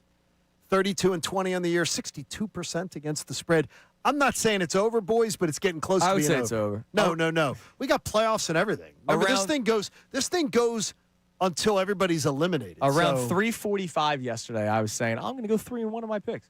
I'm most proud. And then all of a sudden, they just went to crap. You did. You looked like you were heading to a 3-1 week. Yeah, Falcons just pooped themselves. Well, that's a shocker. That's a shocker. That's Miami. what I get for betting two stank teams. You see, and you even said to yourself, too, the stank game. Yeah. And I said, stay away from the stank game. Well, my reasoning made sense. The Miami game. I'm like, it's the stank game. Stay away from that. Dude, that Dolphins team's a joke. But it's not over yet because we pick all the way through the playoffs and everything. Oh, yeah. So I'm not going to bet any Eagles You games didn't win. You clinched. You beat me out by beating out NFC title game weekend is when you clinched the championship last year, 61-60. Look, the Eagles won the Super Bowl last year. I won our pick segment. The Eagles are pooping themselves. I'm doing the same thing during our pick segment this year.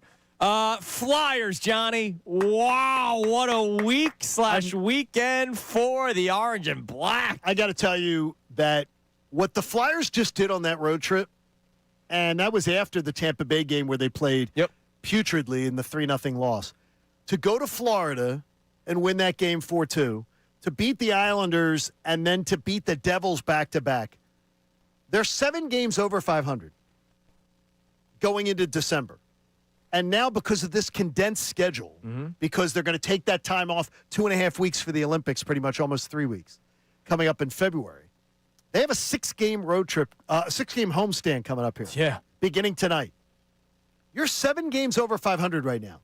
If you could put together a 4-2 homestand, keep saying road trip, homestand, then you're talking about moving yourself to 9 games over 500. Yeah.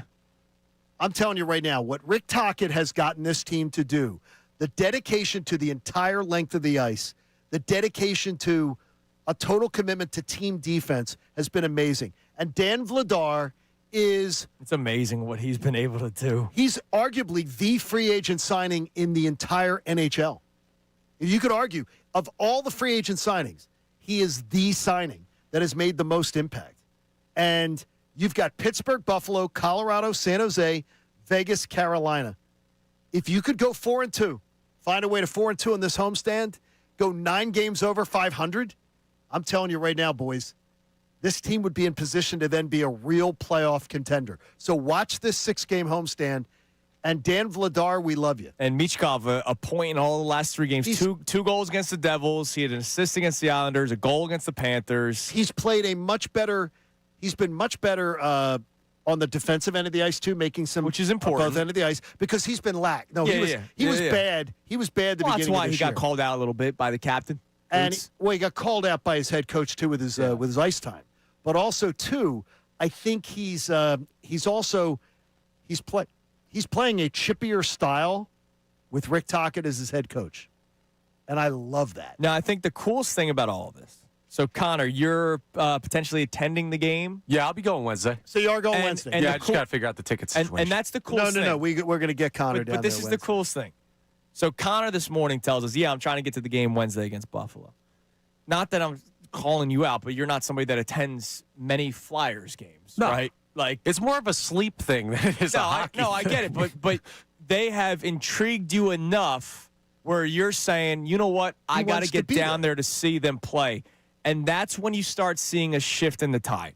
I'm just using you as the example, Connor, but when the people, I'll be one of them too, right? Like, I can't wait to bring Coop. He's probably going to hate all the noise, but like, once you get to the point where the casual fan or the fan that watches a lot on TV but does not attend, they say, you know what, I want to pay my money to get tickets to go see the product in person. That's when you know there's a shift that's going on in this city, and damn it, did we need one. Yeah, I just haven't yelled somebody hit somebody in a minute, so that's another big part of the reason. Or shoot. Yeah, No, I'm not a shoot guy. Shoot. Love I know that better one. than that. I just love the fact that they are playing the way they are. There's a story finally. We finally, and I'm telling you, if they could go 4-2 in this homestand, we've got a story that can carry us potentially into the new year, into relevancy, and we have not had a story carry us. One of our two teams that we are the flagships for been a while. carry us into the spring. Yeah, That'd be good. By the way, good to see JoJo back. They lost, but it was good to see that he is able to walk May I and ask play you? basketball. May I ask you if you're observing the same thing that I am, though? What is that? Joel Embiid looks completely engaged on the offensive end of the court, and he looks completely disengaged on the defensive end of the court. Is that fair, or do you think you're seeing something that I'm not? No, I mean, I think it's fair. He seems non-existent on the defensive end of the court. I think part of the reason for that right now, we'll see as it progresses throughout the year, you control your amount of contact when you're on the offensive side of the floor with the ball. Okay. And on the defensive side, if you're worried about injuries, it's much tougher to be an engaged defender while you're also trying to not get beat up. That's very you just very need fair. that to change. That has come to April. change. Yeah, it's not okay. Because but right now they're playing 5-on-4 Yeah. defense. And you're going to lose games that way. And last night they lost a game because of it. And I don't want to have to just rely on the play-in to get to the playoffs. I don't. Right wanna, now, yeah. I don't want to I mean, that at all. It's a lot. Yeah. We were at a little brunch yesterday down in the city after dropping our daughter off back down in the city, and the Atlanta Hawks were in the building. Nice. And boy, they seemed like they had their legs. That's entertaining game. Connor, you're doing the double same. overtime, Connor, yeah. you're doing the same thing I was doing last night, though. I wanted to go to bed. long holiday weekend. The Sixers. Sunday night, I want to go to bed. Sixers don't care about us when it comes to going to bed. They man. did not want that. I want to go Sixers to bed. and Flyers, both of them. Both of them have been in overtime Well, like every single night. It seems It's like. constant. By the way, Make your Flyers free are- throws. By the way, it's a shame. Maxey scores 44 points, and we mentioned it at 9:49. It's Yeah, amazing. no, it's been in the updates. Yeah, well, look, yeah, it's been Count in the the updates. updates. And Maxey just, can I dare say that Maxey's scoring like 35, 40? It's almost getting routine. No, he's taking a step forward. It's just Which is they wonderful. need to have the entire team Can- on the court, and that's a story that we're all very unfortunately used to at this point. It is, but All it's right, what do all we got on the text line before we get out of here? Middays with Marks comes your way. They'll keep the Eagles conversation going 10-2. All right, so we've actually had, as the show goes on, some more people being positive about the Philadelphia Eagles for where they're at right now. All right. Okay. I'm kidding. Everyone's still really pissed off. This texter, Brian in West Deptford, says, I was telling my 14-year-old the only way to get through to ownership is being at the game, booing, and leaving early. And that's exactly what happened against the Bears. I hope Jeffrey Lurie noticed it with his own eyes. It was empty. I stayed till the end because Once the Bears late touchdown, the place was clearing out. the place empty. I don't go to many Eagles games. I wanted to stick around and just sort of sit there on my own sorrows. You see, it was so cold. I was already cold. I wasn't going to get any colder. It already sucked. That place emptied. Oh, it emptied. Like, It emptied out. And the final field goal attempt that Jake missed, there was nobody there. Jake's a problem. Yeah, Jake's a problem. it's a shame. And the fact is, too, think about how much his extra point miss changes that game, too. Oh yeah, then we're not even having this debate. When it's 10-9. Or Connor was wrong. When it's 10-9, if it's 10-10, it's a different game. It's just so bad. And at the end of the day, if he makes it, and I'm not saying No, he I'm just needs to saying make it. if that game's 10-10, just the whole persona of a game changes. Oh, yeah. Now But, you're not chasing a point the rest of the day. dude, the Eagles could chase a point all they want. It doesn't matter. They could have the point. They could chase the point. The offense needs to wake the hell up. Let's sneak in one more text before Johnny tells us about life-saving cancer. All right, we also have a check-in. Pete from Center City just says on that 2-point thing, being down 8 puts more pressure on the Bears' offense. Analytics doesn't take into account pressure on teams. Well, yeah. It does not. It doesn't. It doesn't take any freaking human element. It also doesn't take into account, what if we don't get it? Now we're down 9, 2-score game, ball game over, pretty much. Analytics does not take into account the 57 minutes that you just watched. It's stupid. Between those two teams. I just don't freaking get it. But Nick Sirianni can sit there at the podium and say, well, my studies, the numbers tell us. Screw your numbers, dude. You have to be able to have a feel when it comes to coaching. Oh, no. He's Edward Scissorhands. Like, that was when he has no feel. I promise you that. In 22, when the Phillies had their miraculous playoff run, Rob Thompson was making gut check decisions with the bullpen. Weird decisions, and they all work. And they were working. And then all of a sudden you go to the numbers, and the numbers don't work. Sometimes the numbers don't work. Yeah, John. H&H Heating and Air Conditioning made a donation to the American Association for Cancer Research, and you can too. Go to 975thefanatic.com/AACR. I'm living proof that cancer research saves lives. Just an FYI, you might want to get the heat cranked up today and make sure that everything's working.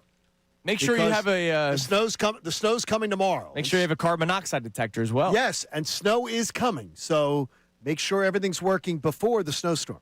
Yes.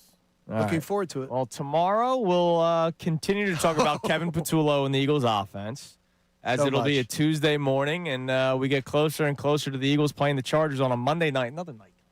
It's unbelievable. They don't think about us morning show. Can we stop with that? They just don't think about us.